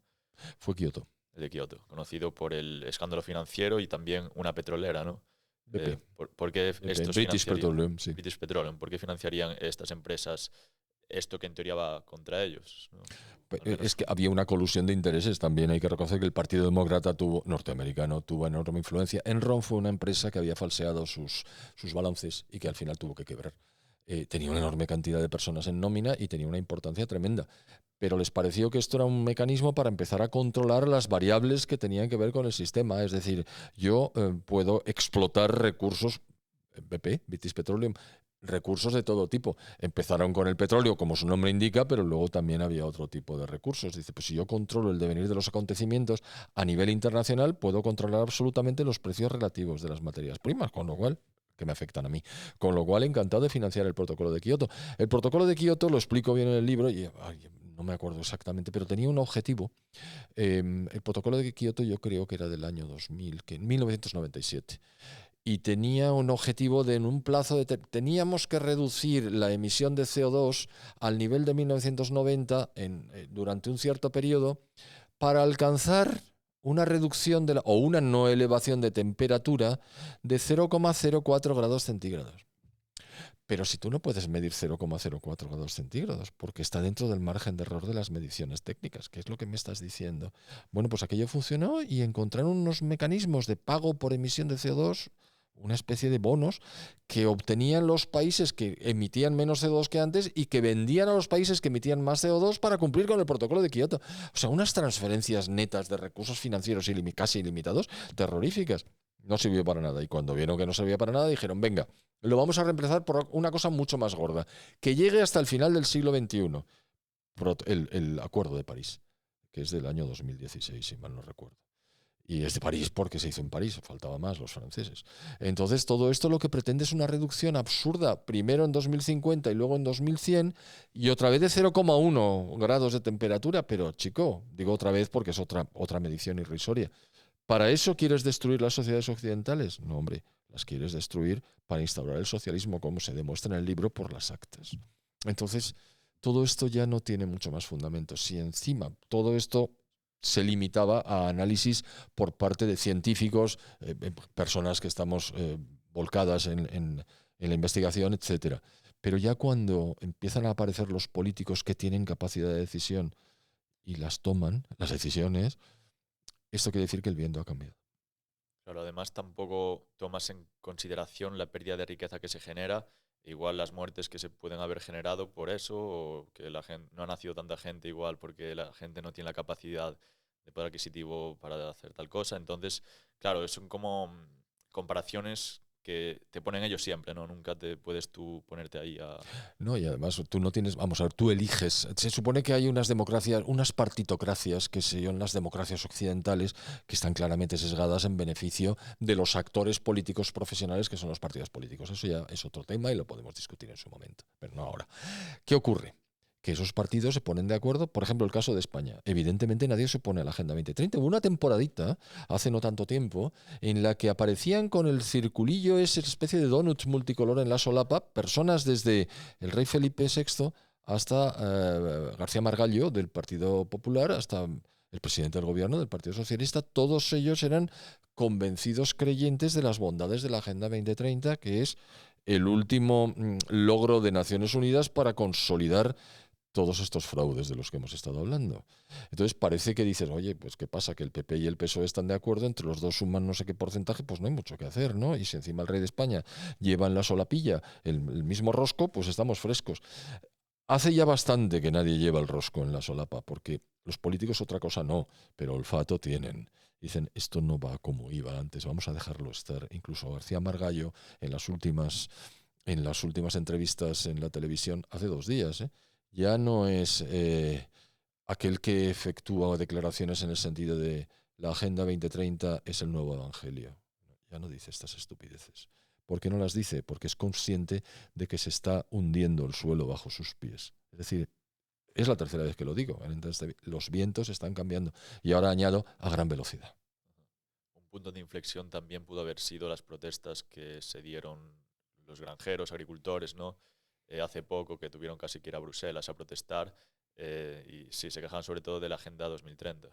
Claro, pero es a través de las múltiples directrices de la Comisión Europea, Sí. de la Europa de los 27, que no tiene nada que ver con el mercado común europeo, que fue una magnífica unión aduanera que se creó en 1957 sobre unos documentos del 56, sobre la base de la Confederación Europea del Carbón y del Acero de 1953, que se hizo para evitar, mucho mejor que Naciones Unidas, para evitar que hubiera otra guerra mundial con origen en Europa.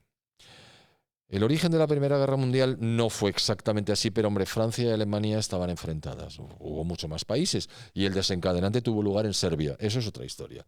Pero claramente Francia y Alemania, que ya estuvieron enfrentadas en la guerra franco-prusiana, como su nombre indica, de 1871, esa fue la primera, la segunda fue la Primera Guerra Mundial, la tercera fue la Segunda Guerra Mundial, con un enfrentamiento entre Alemania hitleriana y Francia y el Reino Unido de la Gran Bretaña. Y dijeron, nunca más.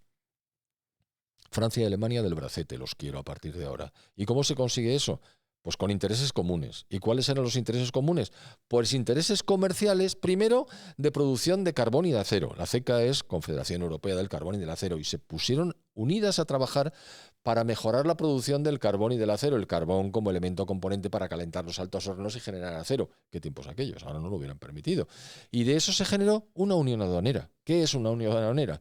Pues un área económico-comercial en la que los países miembros se comprometen a reducir los aranceles y las barreras no arancelarias entre esos propios países para que el mercado sea más libre y para que no se distorsionen los precios relativos, lo cual es una idea fantástica. Por fin, una administración que quita sus sucias manos del mercado. Entonces, ¿qué ocurre? Que efectivamente fue un exitazo. Primero 6 países, ¿vale? Francia, Alemania, los esenciales, para que vayan del bracete. Italia y el Benelux. Bélgica, Holanda, Luxemburgo. Claro, para que eso funcione tienes que poner una tarifa exterior común, un arancel exterior común. ¿Por qué? Pues porque esos países se protegen del exterior de las exportaciones agresivas a precios inferiores pero con calidad suficiente que podrían hacer descarrilar la unión aduanera. Esto tiene cada vez más éxito si consigues incorporar cada vez más países. Y eso fue así. Al final, 28 países. Pero ya no era una era una unión política y habían establecido en Maastricht el euro y habían unificado las actuaciones bajo una comisión que nadie elige, con un parlamento del que nadie hace caso, con un consejo de los 28 que en realidad es el reflejo de lo que hacen los países, pero tampoco tiene tanta influencia. Muy complejo. Pero que no es una unión aduanera, que es otra cosa. Y se dedican a emitir todo tipo de ordenanzas y a bloquear el mercado interior, con aranceles internos, como dicen ahora. No, son rozamientos internos. Y entre ellos, a destrozar la agricultura de los países de la Unión Europea, favoreciendo a otros, como Marruecos, como Egipto, como la India, es decir, países menos desarrollados, que tienen una enorme facilidad y aranceles cero para meter sus productos en detrimento de los productores de Países Bajos y españoles y franceses, por ejemplo, e italianos. Y esa fue la queja que tuvo lugar en Bruselas. Pero no fue por motivos, digamos, directamente de Naciones Unidas o de cambios climáticos y políticas energéticas asociadas, sino porque la Comisión de la Unión Europea, sin comerlo ni beberlo, decide favorecer a terceros en detrimento de los propios países, a sabiendas de lo mucho que cuesta salirse de la Unión Europea, como se demostró con el Brexit de 2016. Que se materializó en 2021, 2022. Se pasaron negociando, yo que sé, el tiempo. Y era el Reino Unido, que no solo es poderoso, sino que además tiene una moneda distinta del euro, lo cual le favorece.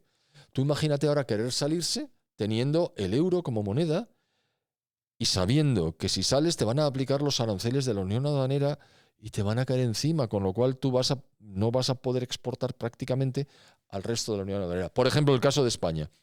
Tradicionalmente, las 2/3 partes, literal, el 66% de nuestras exportaciones, ya no deberían llamarse exportaciones. ¿Por qué? Porque son al mercado interior. Serían ventas en el mercado interior. Bueno, llámalo exportaciones para que nos enteremos. Podemos exportar porque no hay aranceles. Pero si nos ponen aranceles porque nos hemos salido y nos aplica la tarifa exterior común, ya no exportamos. Y se nos hunde el país.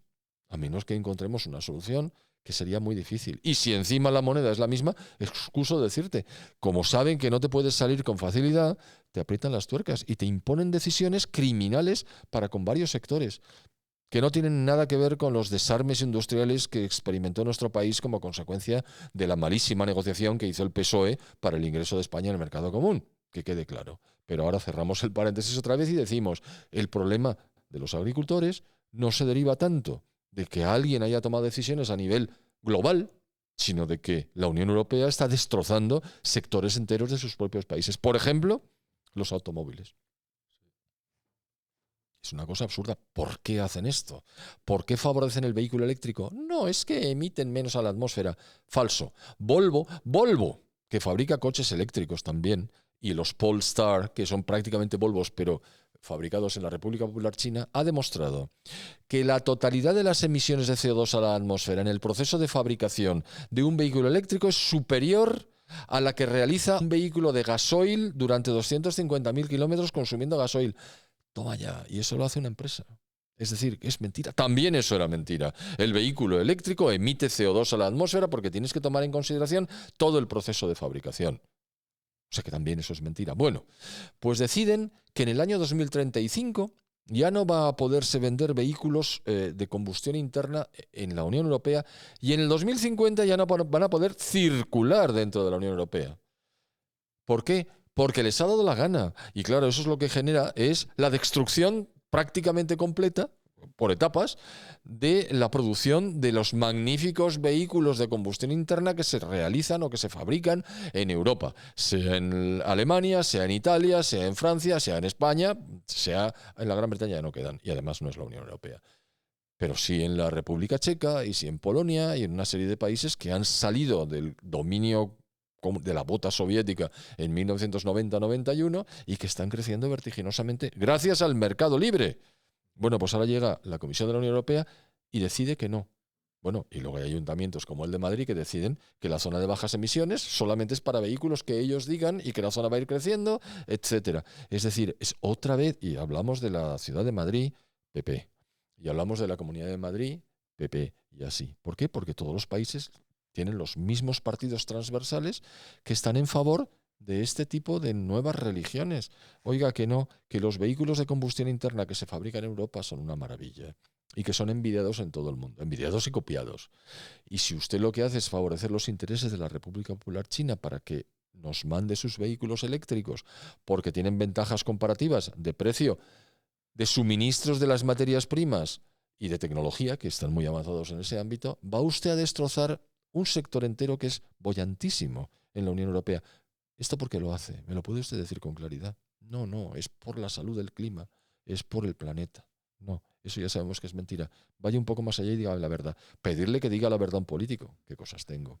Claro, y luego sí es la cosa del cambio climático y le ponen aranceles a los coches chinos eléctricos, por ejemplo. Entonces, si el clima se va a hacer ahí todo esto, el agua se va a subir y tal, al menos sé coherente y no, no le pongas aranceles diciendo o poniendo cualquier excusa, ¿no?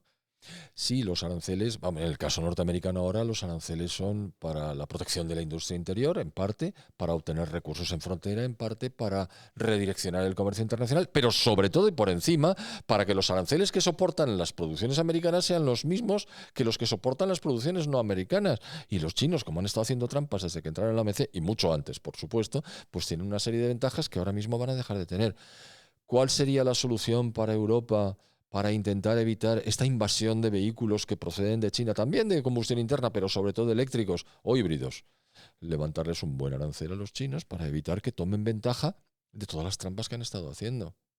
No veo yo fácil que la Unión Europea haga algo así, pero es que lo último que he estado leyendo, ayer no pude leer gran cosa, francamente, pero sí esta mañana un poco, es que, fíjate el fenómeno de la desviación del comercio, que es algo que tampoco los analistas tratan mucho. He visto mucho macroeconomista, pero no mucho analista especialista en comercio internacional. La desviación de comercio se produce cuando hay variación en los precios como consecuencia de la imposición de un impuesto que es el arancel. Claro, si tú ya no puedes exportar ahí, supongo que eres un chino, que estás exportando a Estados Unidos gigantescas cantidades, como sabemos que se produce, ¿no? Aunque China no es el primer socio de los Estados Unidos, que es México, pero bueno. Ya no puedes, porque te han puesto un arancel, bueno, de momento del 135, te pueden poner el 2000% como te puede bajar mañana el 10%, porque Trump está negociando, pero no estamos hablando de eso ahora. Ya no puedes mandar tus productos a Estados Unidos y el chino los tiene producidos, algunos en marcha en los barcos, otros planificados, es decir, tiene una maquinaria en funcionamiento y dice, ¿yo qué hago con estos productos? Solución, bajo los precios todavía más de lo que los he bajado con ayudas de Estado y los coloco en países donde no me han subido los aranceles. ¿Ese qué país es? No es un país, es una unión, es la Unión Europea. Nos pueden invadir, cosa que no es que lo diga yo, es que lo he leído, que lo dice la Comisión diciendo, cuidadín, estamos observando con lupa qué va a pasar con los productos que iban a ir a Estados Unidos y que ya no van a ir. ¿A dónde van a ir? No van a ir a África, donde no tienen capacidad de compra. No van a ir a Iberoamérica, donde no tienen capacidad de compra. ¿A dónde van a ir? A Europa Occidental, a la Unión Europea. Claro, si no tenemos aranceles y encima bajan los precios porque tienen que vender lo que sea para evitar quedarse con ellos, nos van a invadir, nos van a destrozar. La Unión Europea se va a ver obligada a subir aranceles para evitar la desviación de comercio que se ha producido como consecuencia de la subida de aranceles norteamericana, porque somos un mundo global y lo que se hace aquí afecta allí y allá. Y es un problema muy gordo. Entonces ahora mismo o nos ponemos todos con arancel cero, que es lo que pretende Trump que haga la Unión Europea para con los Estados Unidos, vamos a llevarnos bien. Arancel cero no solo para los productos industriales, como me has ofrecido, Ursula von der Leyen, sino para todos. Y me da la sensación de que al final la Unión Europea va a hacer sus números, porque aquí hay que hacer números, y va a decir, pues si es que creo que nos conviene. Claro. Vamos a ver. Sí. Al final, el principal problema de la Unión Europea en lo referente a los coches es lo que mencionaba, que sabe hacer coches de combustión, pero no sabe hacer coches eléctricos. Entonces, al final, China te puede comer el mercado en ese sentido y no es lo mismo hacer un coche eléctrico que un coche de combustión. Las diferencias son enormes. Entonces, te vas a cargar toda una industria, ¿no? Y la que tenemos aquí es la China, que es la que más está funcionando en ese aspecto. Entonces, por lo que veo, principalmente todas estas medidas que se están tomando relacionadas con el cambio climático favorecen a China y no se quedan más países y perjudican a Europa. A ver, favorecen a aquellos países que no siguen la línea de reducción de emisiones de CO2 a base de suprimir la combustión de hidrocarburos. ¿Quiénes son? Todos. A ver, hay un grupo de países que integran la OCDE. Son 35 aproximadamente. La inmensa mayoría son los países ricos. Pues vamos a ver, los 27, más el Reino Unido de la Gran Bretaña, más Canadá, más Estados Unidos, más México, más Israel, más Colombia, más estoy intentando recordarlos, todo no es fácil, más Australia, Nueva Zelanda, Japón, Corea del Sur, comillas, los ricos. Aunque he hablado de Colombia y México, que bueno, pues que no lo son tanto, ¿no? Esos en principio estarían siguiendo el patrón impuesto por Naciones Unidas. Y todos los demás, y ya no hablo de los BRICS ahora son 9, pero originalmente eran Brasil, Rusia, India, China, Sudáfrica, BRICS. Pero ahora se han sumado Arabia Saudita, Emiratos Árabes Unidos, bueno, hasta 9. Turquía está en la OCDE, pero Turquía siempre está un poco en medio de todas partes, como para intentar sacar tajada. En fin, esos pasan de todo y siguen quemando hidrocarburos como si no hubiera un mañana. ¿Por qué? Porque son más eficientes. Hacen lo que tienen que hacer para mejorar la condición de sus países, es decir, de sus ciudadanos. Usted me ha elegido a mí para vivir mejor usted, ¿no? Pues eso es lo que estoy haciendo. Bueno, estamos hablando de Rusia, estamos hablando de Brasil, estamos hablando de la República Popular China, estamos hablando de la India, de Indonesia. Ya solamente con eso está la mitad de la población del mundo. Ahora estamos hablando de 1.220 millones en China, 1.440 millones en la India, 280 en Indonesia, 200 no sé cuántos en Brasil, 143 en Rusia. Eso me lo conozco mejor porque he estado allí y lo sigo mucho. Son muchísimos. ¿Y esa gente qué hace? Quemar hidrocarburos. Y no solo porque los extraigan, en Rusia sí, bueno, en China también tienen carbón, sino porque los compran a buen precio en el mercado internacional. ¿Y quién los exporta? Pues Estados Unidos, que los seguía exportando antes a pesar de que se oponía a consumirlos anteriormente, o la República Sudafricana, que es un caso absolutamente sangrante, que me tocó cuando estaba trabajando todavía y yo no daba crédito. En la República Sudafricana, que en tiempos fue el país más rico de África, ahora le ha avanzado a Nigeria y sigue cayendo la República Sudafricana vertiginosamente por mal gobierno, tienen un carbón, una antracita de una altísima calidad. Es decir, no tiene casi impurezas, no tiene azufre, es una maravilla, porque allí en aquella zona hubo en su día una floración de vegetación y tal que al estar hundida por presión y temperatura se ha convertido en carbón, en antracita. Y desde tiempo inmemorial la exporta, pues tiene enormes yacimientos y claro, los chinos que tienen carbón pero es peor, dicen, no, pues nosotros vamos a comprar el carbón de Sudáfrica. En Australia hacen lo mismo, venden el carbón a China y no lo consumen. Lo de Australia lo entiendo porque siguen las pautas de Naciones Unidas, pero de un país relativamente pobre, aunque sea de los más ricos de África, como la República Sudafricana, resulta que les prohíben las instituciones financieras multilaterales, es decir, el Banco Mundial les prohíbe quemar su carbón en el interior, pero se lo permite exportar a China.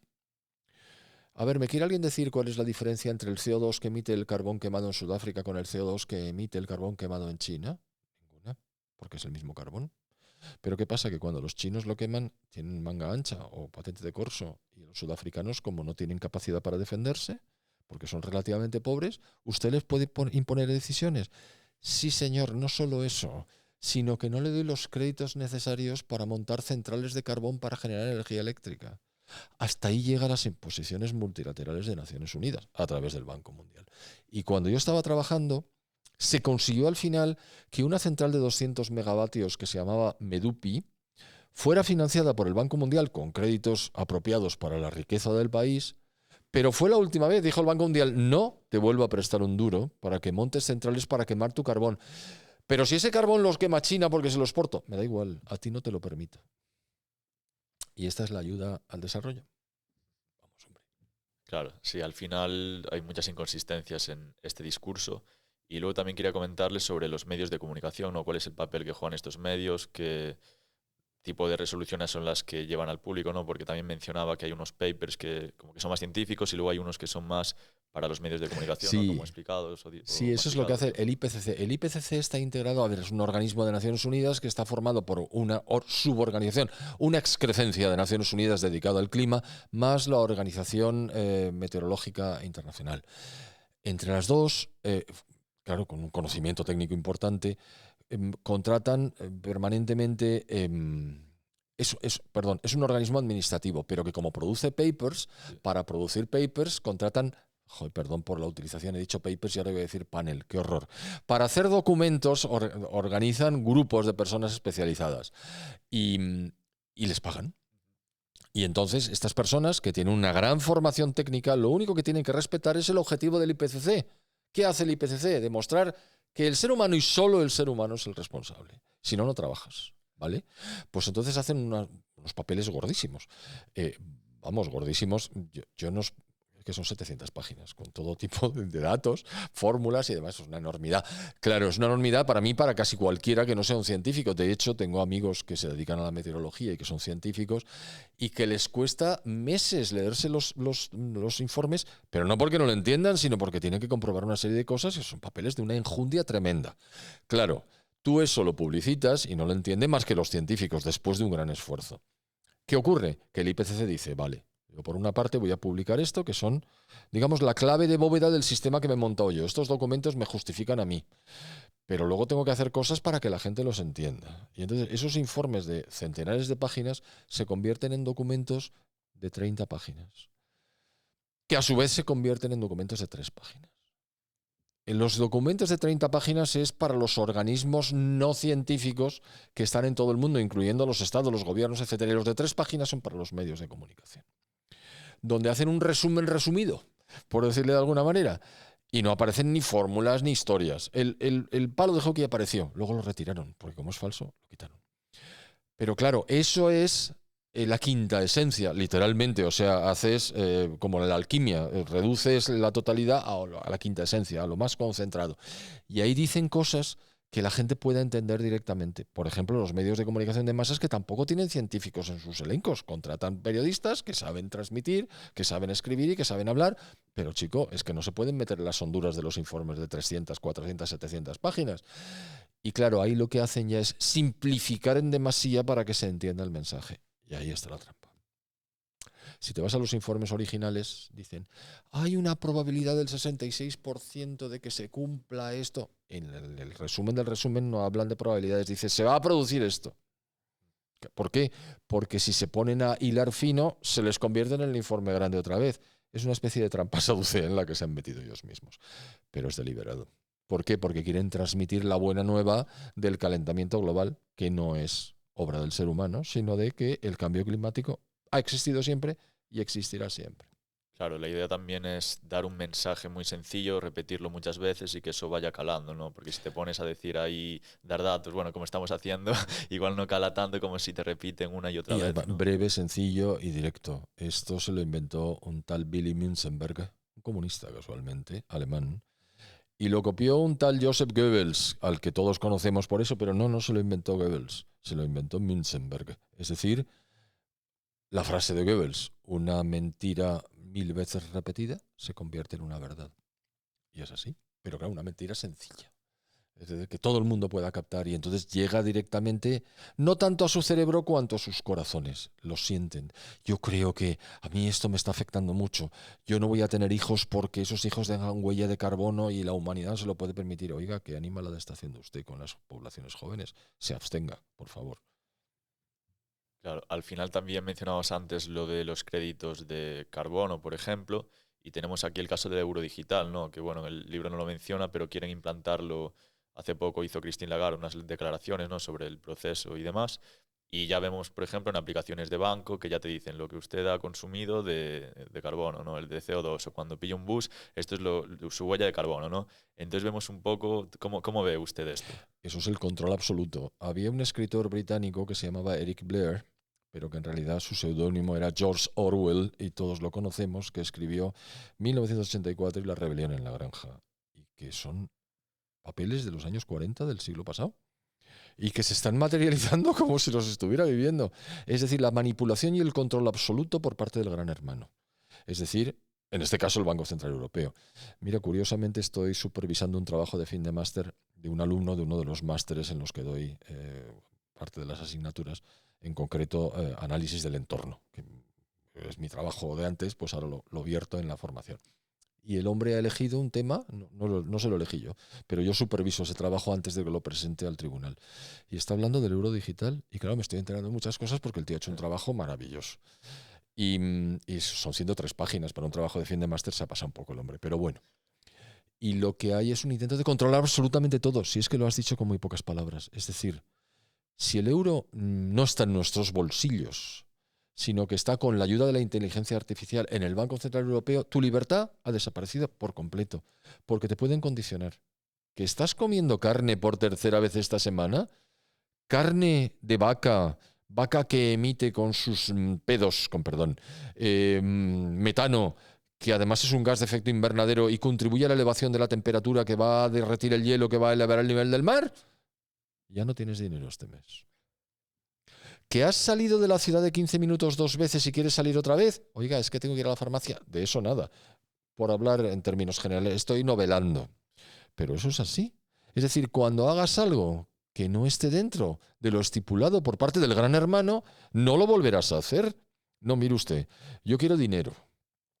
Pero ya, más que la tarjetita, ya quiero dinero físico, quiero dinero en mi bolsillo. Es decir, ¿cuál es mi pensión? Uno vive de esto, de mi pensión.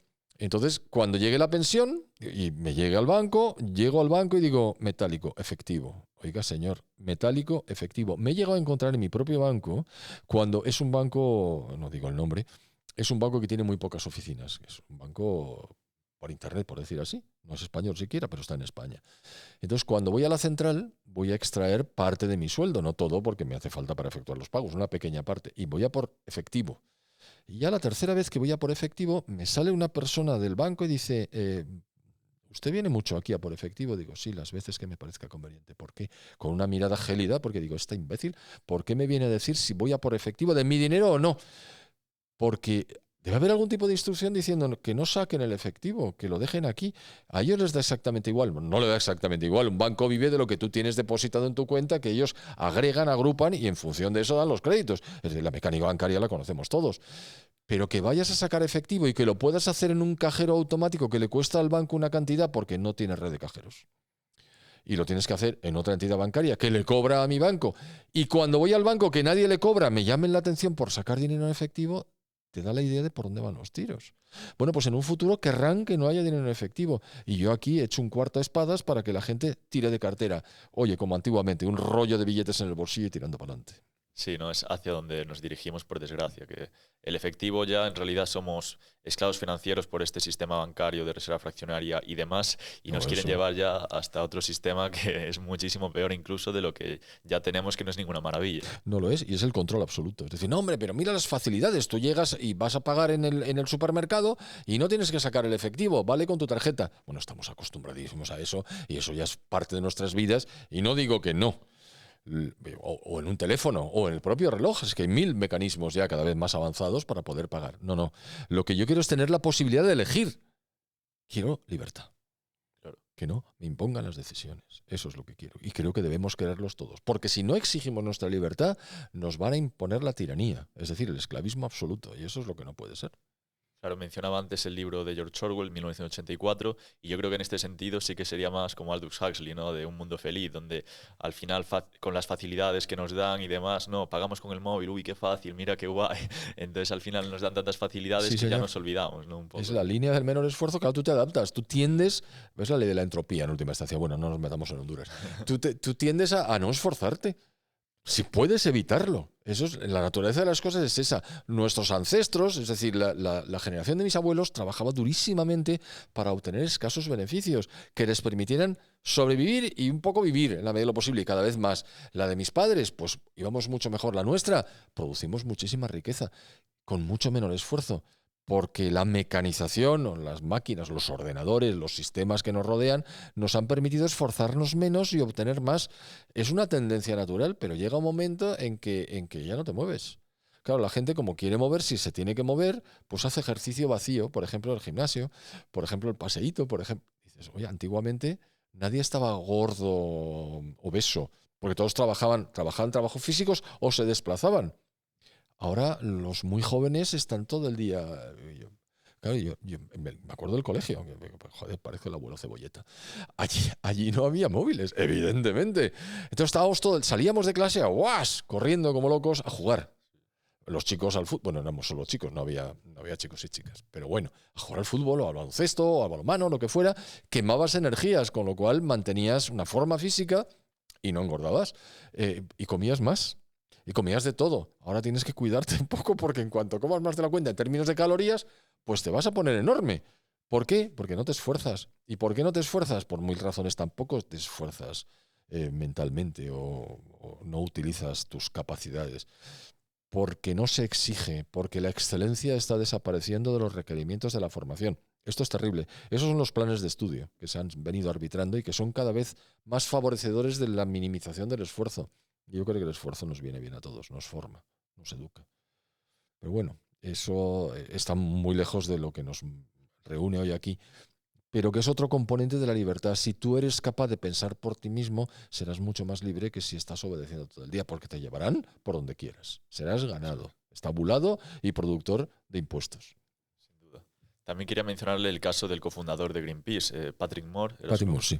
Exacto, ¿no? Que al final pues fundó Greenpeace, no sé qué, luego se salió, ¿no? Porque tuvo unos problemillas y les denunció un poco a la organización y a sus antiguos colegas por ser demasiado... Claro, es que se han vendido al poder. Les pagan por hacer eso. Las ONGs en realidad deberían llamarse OGs, porque están financiadas por el gobierno. Claro, las llaman no gubernamentales porque no forman parte de los organigramas de las estructuras asociadas al gobierno y al Estado. De acuerdo, en ese sentido lo entiendo.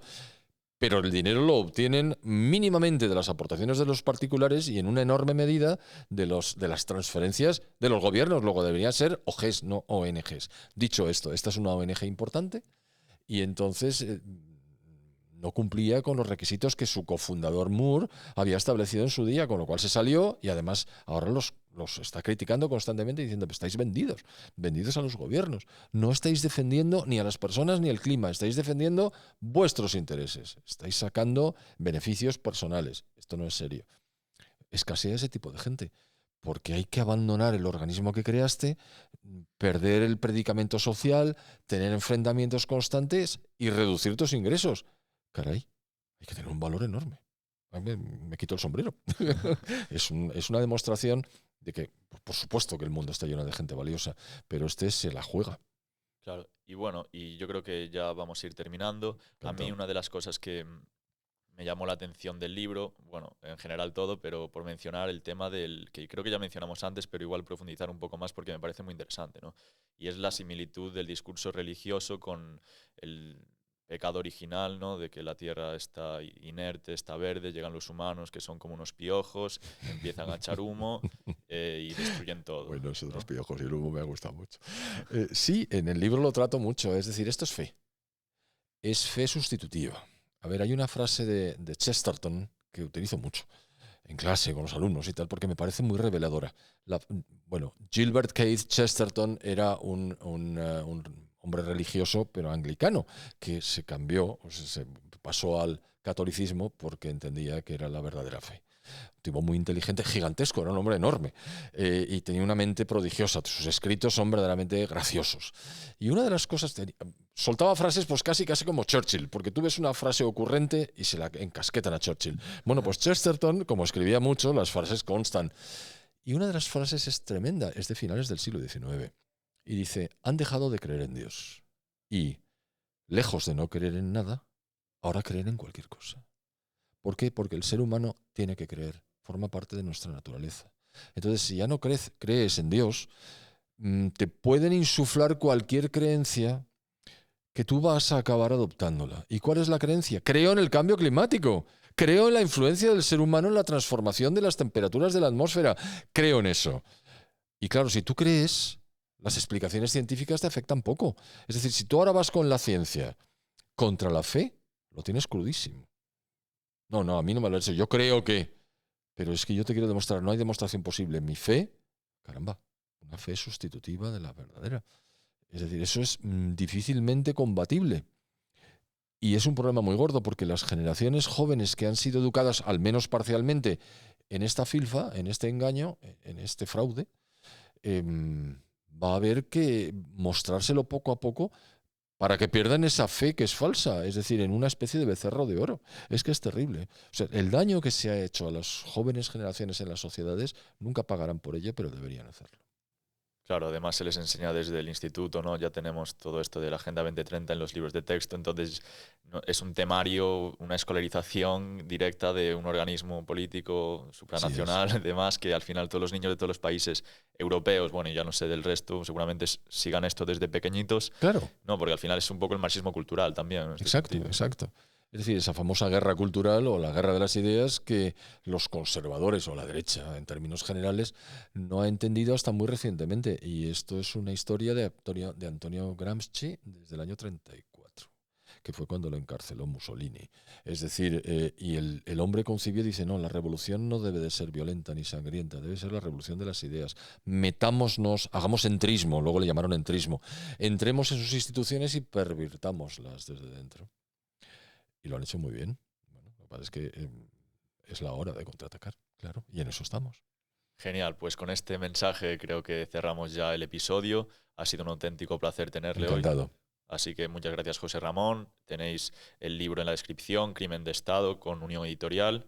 Muchas gracias también a la Universidad Francisco Marroquín por dejarnos grabar en su sede y nos vemos en el siguiente episodio. Hasta luego. Muchas gracias.